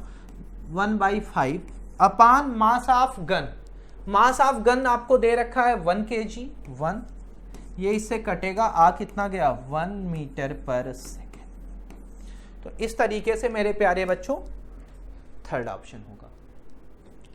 A light string passing over a smooth pulley connect two blocks of masses m1 and m2 vertically. Acceleration of the system is g by 8, then the ratio of masses is। तो अब ये बड़ा प्यारा क्वेश्चन है, और पुली आपको दे रखी है, लाइट है, मासेज आपको कितना दे रखा है, m1 दे रखा है और m2 दे रखा है वर्टिकली। एक्सेलेरेशन सिस्टम का दे रखा है कि g बाई 8 है। तो प्रभु देखो, अब मैं डायरेक्ट बना दे रहा हूं, मैं कुछ कैलकुलेशन नहीं करूंगा इसमें खास। देखिए m1 और m2 दे रखा गया है, रेशियो पूछा जा रहा है, तो चलते हैं, इसमें कोई समस्या नहीं है, डायरेक्ट कर देते हैं, ठीक है।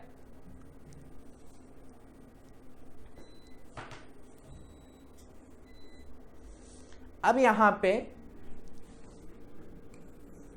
ये मान लीजिए m1 है और यहां पे क्या है, m2 है। अब देखिए थोड़ा सा कैलकुलेशन में हम लोग मान के चलते हैं कि m2 ग्रेटर होगा m1 से, चलते हैं। तो एक्सेलेरेशन इक्वल टू हम लोग क्या लिख सकते हैं यहाँ पे, m2 m1 minus m2 upon m1 plus m2 into जी। ऐसा कुछ हम लोग लिख सकते हैं। ये एक्सेलेरेशन g/8 दे रखा है, तो g/8 that equal to m1 minus m2 upon m1 plus m2 into G. ये बेसिक फार्मूला है बच्चे जो मैंने यूज किया है, इतना सबको पता होता है। अब देखो यहाँ पे हम लोग लिख सकते हैं 1/8 equal to m1 minus m2 upon m1 plus m2। Cross multiplication कर दीजिए। क्रॉस मल्टीप्लिकेशन जैसे ही करेंगे मेरे प्यारे बच्चों आ जाएगा ये m1 plus m2 that equal to 8m1 minus 8m2। अब ये इसको इधर की तरफ ले जाएंगे तो ये हो जाएगा 7m1 इक्वल टू 9m2। यहाँ से हो जाएगा m1 by m2 equal to 9/7। बहुत प्यारा क्वेश्चन है, सेकंड ऑप्शन होगा मेरे प्यारे बच्चों। ठीक है, चलिए आगे बढ़ते हैं। A particle of mass 2 kg is initially at rest, a force acts on it whose magnitude changes with time। देखिए फोर्स और टाइम का ग्राफ है, तो इसका क्या जरूरी है हमारे लिए? एरिया। क्या जरूरी है? एरिया। और एरिया हमें क्या देगा? Change in momentum. मोमेंटम नहीं देगा, चेंज इन मोमेंटम देगा। हालांकि वो रेस्ट में है तो इनिशियल 0 हो जाएगा, वो दिक्कत नहीं है, लेकिन ये क्या देगा? Change in momentum. ये आपको प्रोवाइड करेगा चेंज इन मोमेंटम।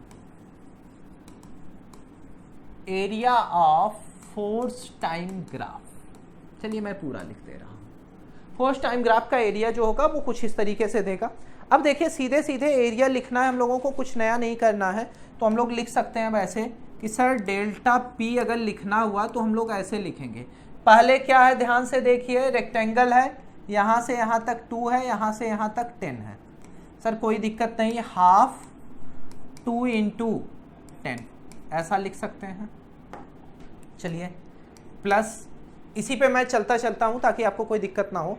प्लस अब अगला एरिया लिखना हुआ तो अगला कितना हो जाएगा? यहाँ से यहाँ तक की भी डिस्टेंस 2 है, यहाँ से यहाँ तक की कितनी है? 10 है, तो 2 इंटू 10 प्लस अगला देखेंगे तो ये ट्रेपीजियम बन रहा है, तो यहाँ पे हम लिखेंगे half into perpendicular distance between them. अब यहाँ से 4 से 6 है यानी 2 ही है, तो 2 into sum of parallel side, ये हो जाएगा 10 प्लस 20 प्लस लिखना हुआ। अब लास्ट वाले का एरिया लिखेंगे।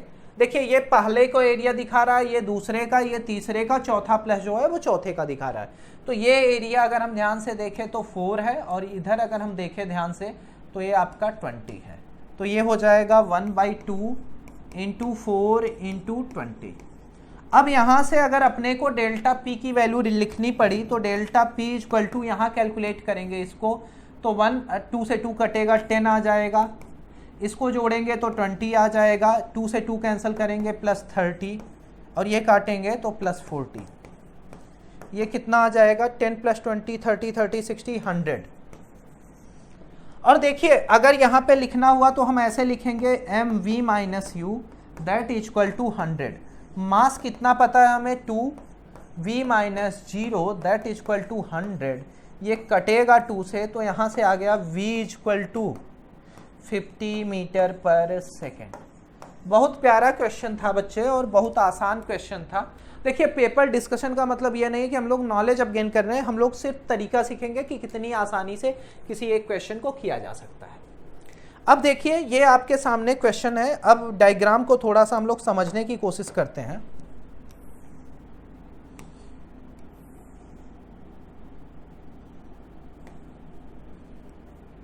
ये आपका एक पोल है, क्या है? एक पोल है और मास 40 kg है, वर्टिकल पोल है, कांस्टेंट स्पीड से चढ़ रहा है।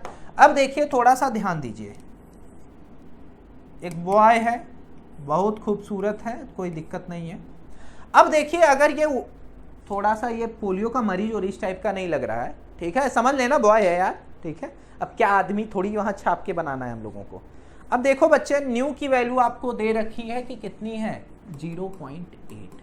अब थोड़ा सा कैलकुलेशन पर्पज से हम लोग आते हैं कि अब ये इस पे पूछ रहा है कि बिटवीन द प्लॉम्स और फ्रिक्शन है। और हॉरिजॉन्टल फोर्स वो कितना लगा रहा होगा। अगर ये इस पे क्या लगा रहा होगा फोर्स, तो बदले में इसके ऊपर यहां फोर्स और नॉर्मल, भाई देखिए नॉर्मल फोर्स लग रहा होगा, वो भी कैसे लग रहा होगा, सरफेस के परपेंडिकुलर। और हमें पता है कि यहाँ पे एक चीज और काम कर रही है, ध्यान से अगर हम देखेंगे तो नीचे की तरफ ही इसका क्या काम करेगा, नीचे की तरफ जो है ये काम करेगा mg, नीचे की तरफ काम करेगा mg, और यहाँ पे ऊपर की तरफ जो काम करेगा वो फ्रिक्शनल फोर्स करेगा। भाई यहाँ पे वेट को बैलेंस करने का काम, जैसे हम चढ़ रहे हैं पोल पे, तो अब देखो मेरा हाथ जो है that is the part of pole, और मैं अब सिस्टम अगर मान रहे हैं तो इस तरीके से चढ़ेंगे। अब पोल पे मैं चढ़ रहा हूं, तो पोल पे चढ़ते हुए ठीक है, अब ये फ्रिक्शनल फोर्स जो है वो ऊपर की तरफ लगेगा और mg कहाँ लगेगा, नीचे की तरफ, जैसा ब्लॉक में होता है। तो अब वेट नीचे लगेगा, उसको बैलेंस कौन करेगा, फ्रिक्शन। अगर फ्रिक्शनल फोर्स से ज़्यादा mg हुआ तो फिर कहाँ आएगा, स्लिप करके वो नीचे आ जाएगा। या देखो इसीलिए अगर कोई ठीक है, मान लीजिए कि कोई पोल है और वो बहुत ज़्यादा स्मूथ है, तो उस पर हम चढ़ नहीं पाते हैं, क्योंकि भाई वहाँ फ्रिक्शन है ही नहीं, तो mg कहाँ खींच लेगा, नीचे। तो अब ये सिंपल सा कैलकुलेशन हो गया है मेरे प्यारे बच्चों।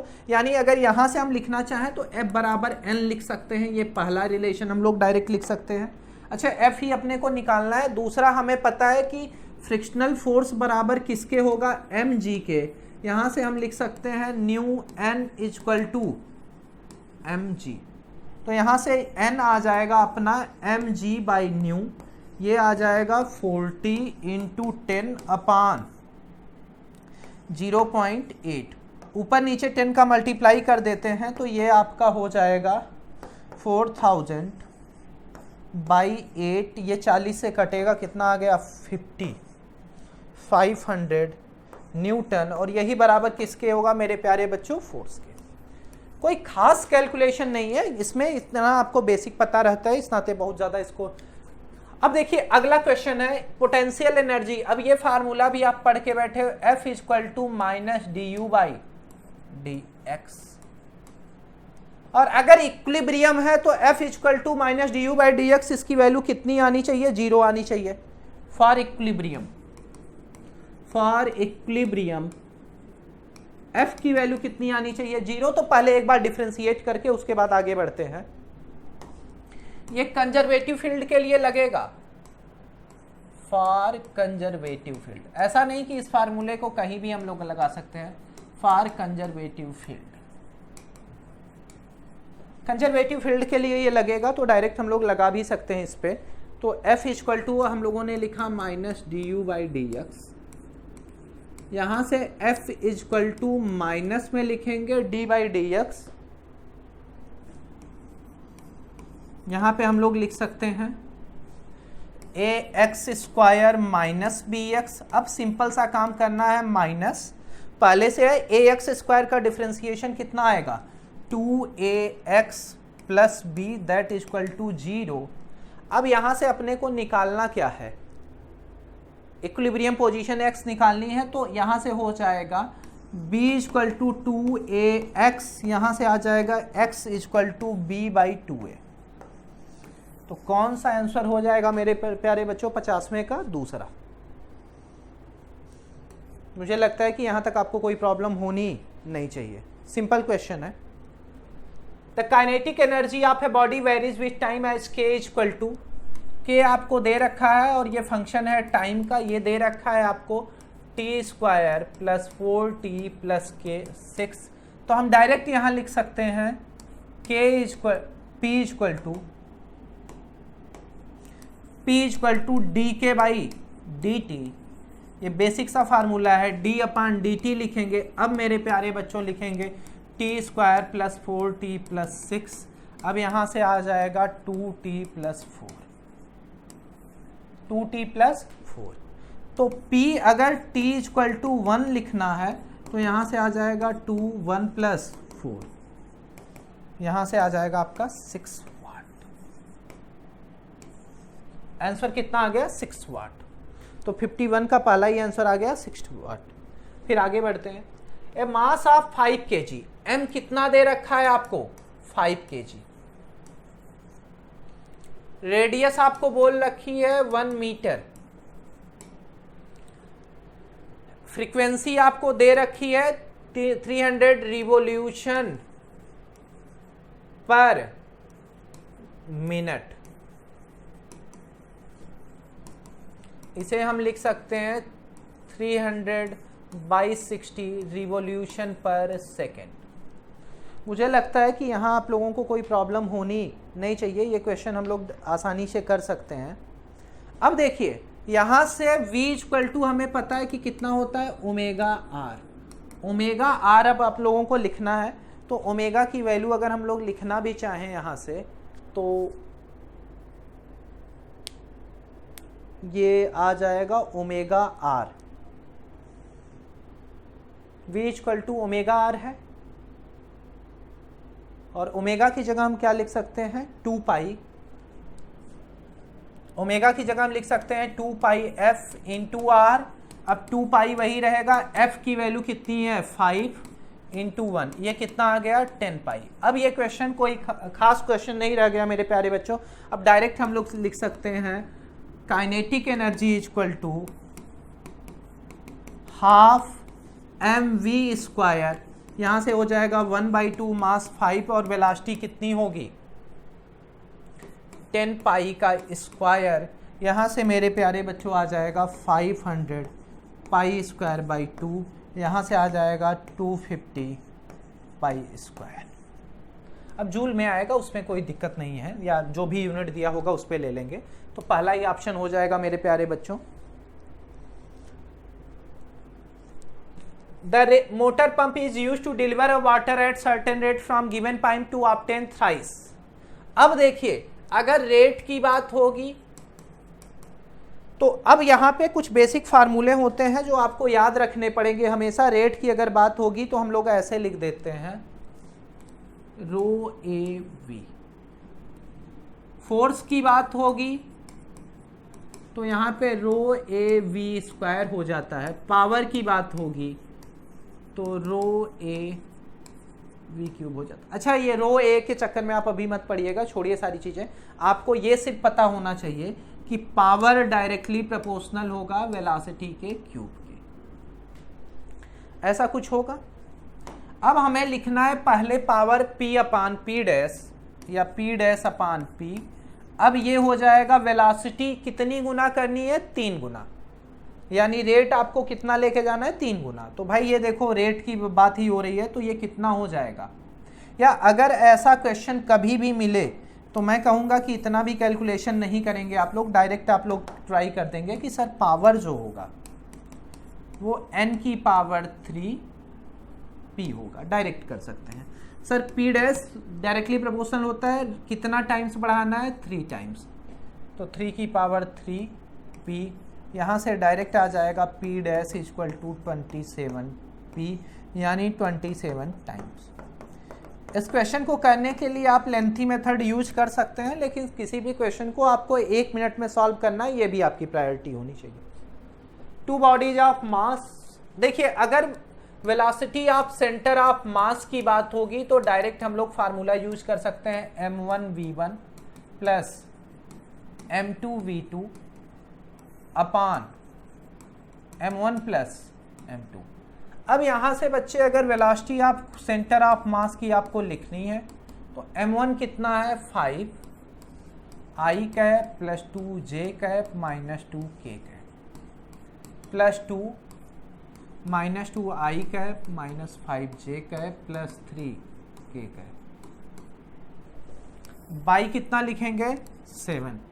यहाँ वेलोसिटी अगर सेंटर ऑफ मास की अब अपने को लिखनी हुई है तो ये आ जाएगा 5i plus 10j cap minus 10k cap minus 4i cap minus 10j cap plus 6k cap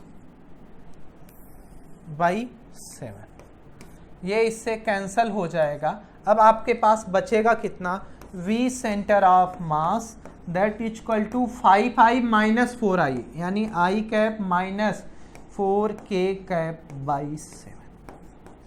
इतने सिंपल क्वेश्चन ही नीट में आते हैं मेरे प्यारे बच्चों, कोई बहुत टफ क्वेश्चन नहीं आता। अब एग्जाम का टाइम है तो कोई भी ऐसा क्वेश्चन भी आपको नहीं कराया जा सकता जिससे आपको प्रॉब्लम क्रिएट हो। अब देखिए, अब ये कह रहा है कि linear momentum of a body is increase by 10%। तो तो हमें पता है कि k directly k equal to होता है पी स्क्वायर बाई 2m। तो यहाँ से अगर अपने को लिखना हुआ तो k डायरेक्टली प्रोपोर्शनल टू क्या होगा, पी स्क्वायर। अब देखिए अगर हम पहले मोमेंटम, इनिशियल मोमेंटम p जो है वो p ही मानते हैं, तो p डैश क्या होगा, p प्लस 10% ऑफ p, यानी p तो रहेगा ही रहेगा प्लस 10/100 इंटू p, ये आ जाएगा 1.1 p। अब देखिए हमें पता है यहाँ पे मेरे प्यारे बच्चों कि k डायरेक्टली प्रोपोर्शनल है किसके, p स्क्वायर के, मोमेंटम के। अब ये कहा जा रहा है कि आगे बताइए, तो देखिए हम लोग ऐसा लिख सकते हैं k dash by k that equal to p dash, यानी 1.1 p बाई p का स्क्वायर। p से p कैंसल हो जाएगा तो k डैश बाई k जो होगा वो आ जाएगा 1.21, यहाँ से आ जाएगा k dash equal to 1.21 k, ऐसा कुछ आएगा मेरे प्यारे बच्चों। अब अगर हम आगे चलेंगे तो परसेंटेज चेंज की अगर बात होगी, किसकी बात होगी, परसेंटेज चेंज की, तो ये आपका होता है हमेशा फाइनल माइनस इनिशियल, यानी 1.21 के माइनस के अपान के इंटू 100, ये सारा कटेगा, आ जाएगा 0.21 इंटू 100, यहाँ से ये आ जाएगा आपका 21%। तो मेरे प्यारे बच्चों इस तरीके से 55 का आंसर कौन सा हो गया, 55 का आंसर तीसरा हो गया। आगे बढ़ते हैं अगले क्वेश्चन पे।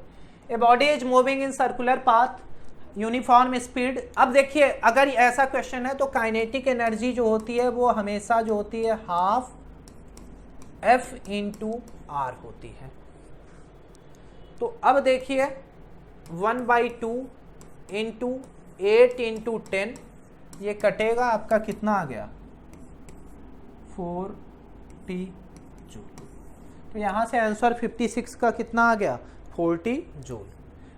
ये फार्मूला तभी लगा सकते हैं for uniform circular motion, for UCM, ये फार्मूला तभी लगेगा, kinetic energy equal to half force into radius, ये तभी लगेगा, एफ सेंट्रीपिटल इंटू आर, ये फार्मूला तभी लगेगा जब वहाँ पे क्या होगा, यूनिफॉर्म सर्कुलर मोशन।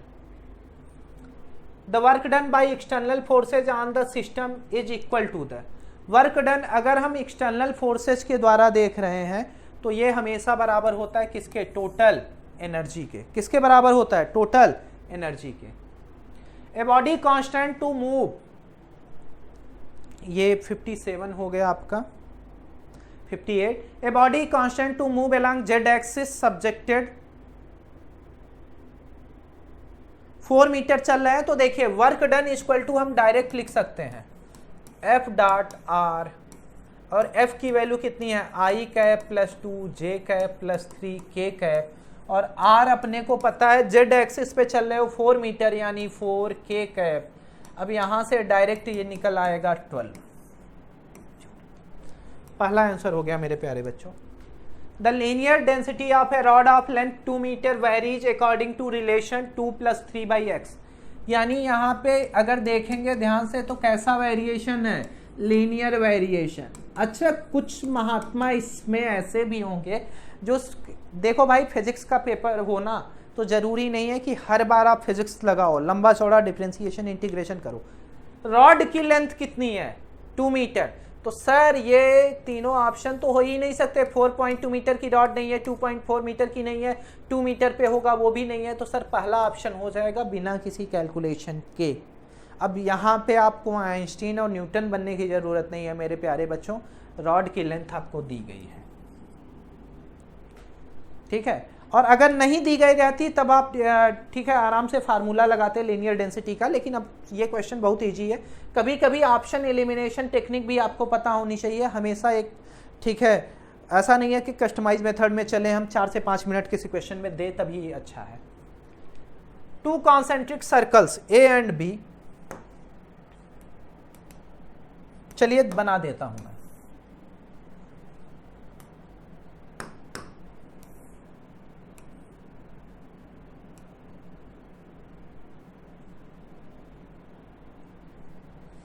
अब देखिए ये आपका कॉन्सेंट्रिक सर्कल है, आप किसी का भी रेडियस ज़्यादा मान लीजिए, किसी का कम मान लीजिए, कोई दिक्कत नहीं। ये आर ए हो गया और ये क्या हो गया, आर बी। अब वो बोल रखा है कि टी ए बराबर किसके है, टी बी के मेरे प्यारे बच्चों। तो टी का फार्मूला हमें पता है कि टी इक्वल टू और क्या लिख सकते हैं, 2 पाई बाई ओमेगा। तो यहाँ पे 2 pi by omega A that is equal to 2 pi by omega B. ये कैंसल हो गया तो यहाँ से आ गया omega A equal to omega B. चलिए ऐसे भी लिख सकते हैं, omega A by omega B that is equal to 1/1। A particle starting from rest moves in a circle of radius r, it attains a velocity of v0 meter per second in nth round, its angular acceleration will be। अब देखिए अगर हम बात करेंगे तो v square minus u square equal to 2as लिख सकते हैं। u क्या आपको दे रखा है, 0।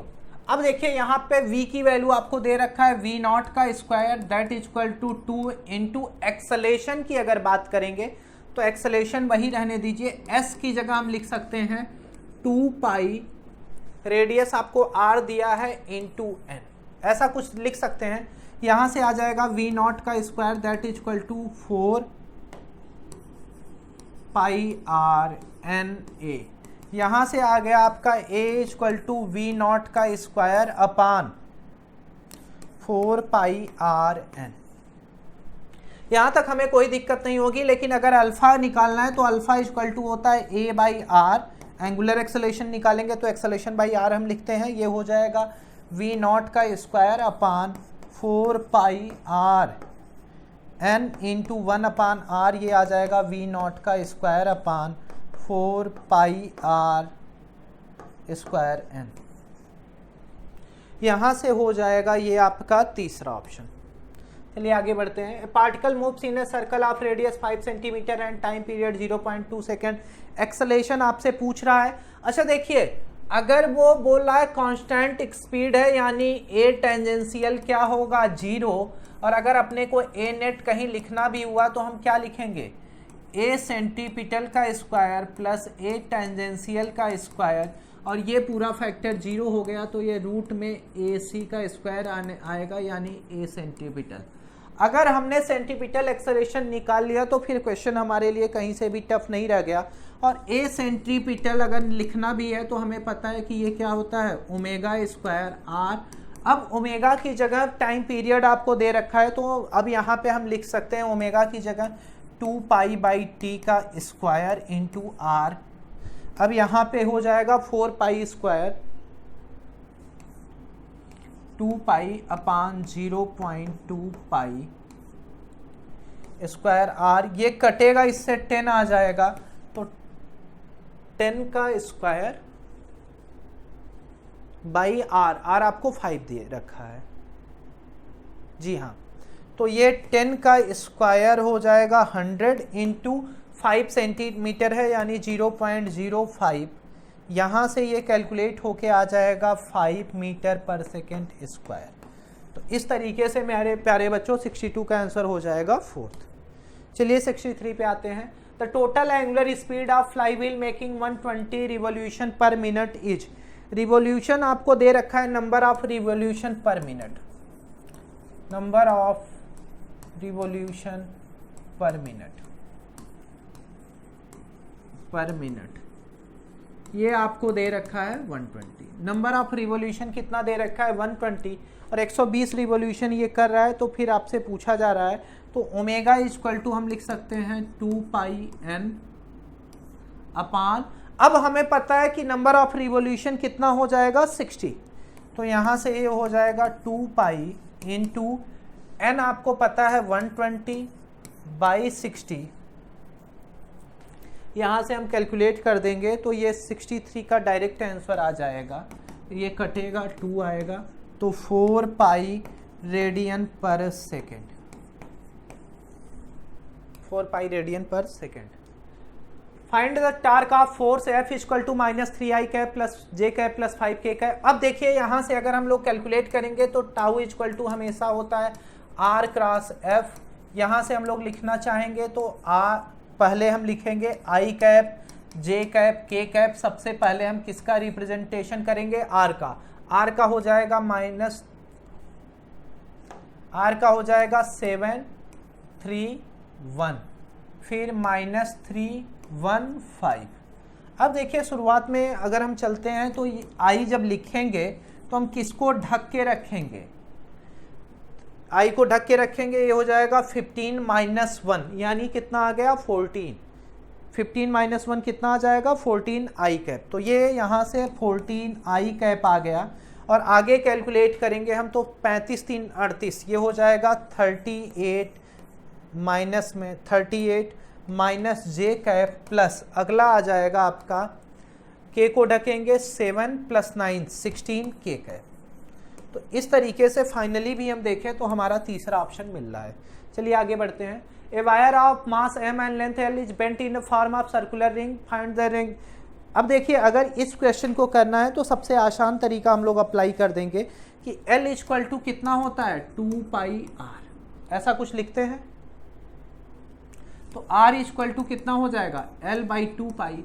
और मोमेंट ऑफ इनर्शिया रिंग के एक्सिस के अलॉन्ग लिखना है तो ये हो जाएगा mr², यहाँ से हो जाएगा m l/2π का स्क्वायर, ये हो जाएगा ml² अपान 4π²।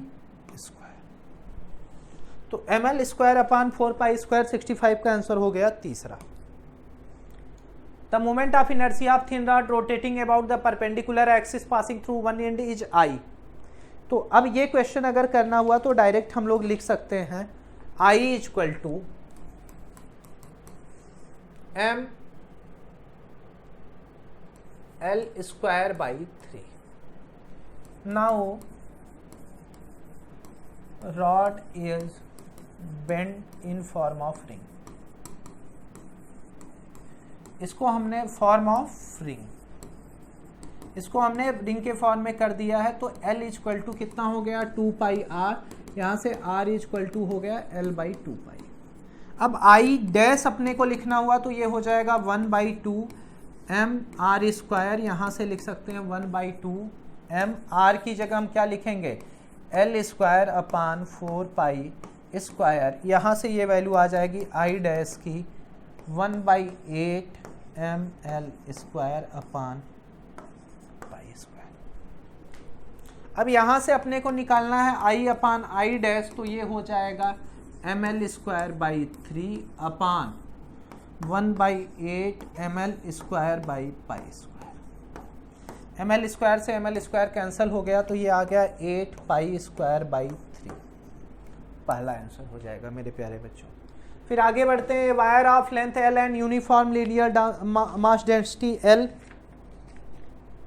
अब देखिए अगर हम बात करेंगे मास पर यूनिट लेंथ की यानी लीनियर डेंसिटी की, लीनियर डेंसिटी की बात करेंगे तो ये आपको दे रखा है रो, यानी ये क्या है? मास पर यूनिट लेंथ। इतना तक आइडिया हम लोगों को क्वेश्चन में दिया गया है। Is bent in the form of circle, तो ठीक है, मास ऑफ एल लेंथ अगर हमें निकालना हुआ तो एल लेंथ का मास कितना हो जाएगा? एल रो। मुझे लगता है इसमें आपको कोई प्रॉब्लम होनी नहीं चाहिए। अब इसको हमने सर्कल के बारे में चेंज किया है तो यहाँ now it is bent in form of circular loop. इसको हम लोगों ने बेंट कर दिया किसके फॉर्म में? सर्कुलर लूप के। तो यहाँ से हो गया L इक्वल टू 2πr। अब यहाँ से R इक्वल टू आ गया l/2π। अब सिंपल सा क्वेश्चन बन चुका है। Moment of inertia about x dash के अकॉर्डिंग पूछा जा रहा है, यानी इसके अकॉर्डिंग अगर देखेंगे तो I जो होगा वो होगा 3/2 mr²। ऐसा ही कुछ लिखेंगे हम लोग। तो I इक्वल टू आ जाएगा 3/2 mr²। अब यहाँ पे लिख सकते हैं 3/2 m की जगह हम क्या लिखेंगे? L रो। इसके बाद R की जगह हम क्या लिखेंगे? R² लेना है, चलिए छोटा वाला ले लेते हैं R। Are square.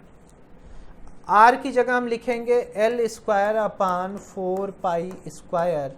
अब यहाँ से हम कैलकुलेट करेंगे तो 3 इधर 8 आएगा, तो 3/8 हो जाएगा, fourth option. 3/8 rho L cube upon pi square, तो चौथा ऑप्शन हो जाएगा। चलिए आगे बढ़ते हैं। A wheel having moment of inertia I दे रखा है आपको 2 kg मीटर स्क्वायर, रोटेट कर रहा है 60 आरपीएम से, टार्क जो रोक सकता है 1 मिनट में। तो यहाँ पे हम लोग डायरेक्ट लिख सकते हैं tau equal to I alpha. ये बेसिक सा फार्मूला हम लोग पढ़ के बैठे हैं। और अब आई वही रहने दीजिए, अल्फा की जगह omega final minus omega initial by T, ऐसा भी लिखा जा सकता है। टार्क ही आपसे पूछा जा रहा है, तो यहाँ से ये हो जाएगा आई की वैल्यू 2 है, ओमेगा फाइनल 60 आरपीएम है, यानी कितना हो जाएगा 2 पाई इंटू 60 अपान 60 माइनस 0 अपान टाइम जो लिखेंगे वो टाइम भी कितना होगा 60 होगा, तो ये इससे कटेगा और हमारा वैल्यू आ जाएगा 4 पाई/60। 4 पाई/60 यानी कितना आ गया पाई/15 न्यूटन मीटर। तीसरा option, a constant torque of 100 newton tons moment axis centre angular velocity after 3 second. बहुत आसान क्वेश्चन है। ओमेगा इक्वल टू हम क्या लिख सकते हैं, omega naught plus alpha T. अब देखिए ओमेगा निकालना है और ये स्टार्ट कहाँ से हो रहा है, रेस्ट से, तो ओमेगा इक्वल टू ये आ गया अल्फा टी। अल्फा की जगह हम क्या लिख सकते हैं टाउ बाई आई टी। अब ऐसा लिखा जा सकता है। अब हमें सारी डाटा पता है, डायरेक्ट लिख सकते हैं ओमेगा इक्वल टू टाउ की वैल्यू आपको दे रखा है कितना 1000 अपान आई कितना दे रखा है 200 इंटू 3, यह आ जाएगा 5 इंटू 3, आ गया 15 रेडियन पर सेकेंड। तो इस तरीके से मेरे प्यारे बच्चों कौन सा ऑप्शन हो गया, फोर्थ ऑप्शन। फिर लास्ट क्वेश्चन पे आते हैं। स्फीयर का उसके डायमीटर, जब स्फीयर बोला है तो सीधी मतलब है कि कौन सा स्फीयर होगा, सॉलिड स्फीयर होगा। और सॉलिड स्फीयर का अगर हम आई की बात करते हैं तो आई इक्वल टू कितना होता है 2/5, सॉरी आई इक्वल टू होता है 2/5 mr स्क्वायर। और अगर k लिखना हुआ तो ये डायरेक्ट लिखा जा सकता है I/m, यहाँ से आ जाएगा रूट में 2/5 mr square by m, m से m कैंसिल हो गया, तो यहाँ से ये आ गया आपका रेडियस, आपको स्मॉल लेनी पड़ेगी, क्वेश्चन में स्मॉल दिया गया है r स्क्वायर, ये आ जाएगा r रूट में 2/5, पहला आंसर।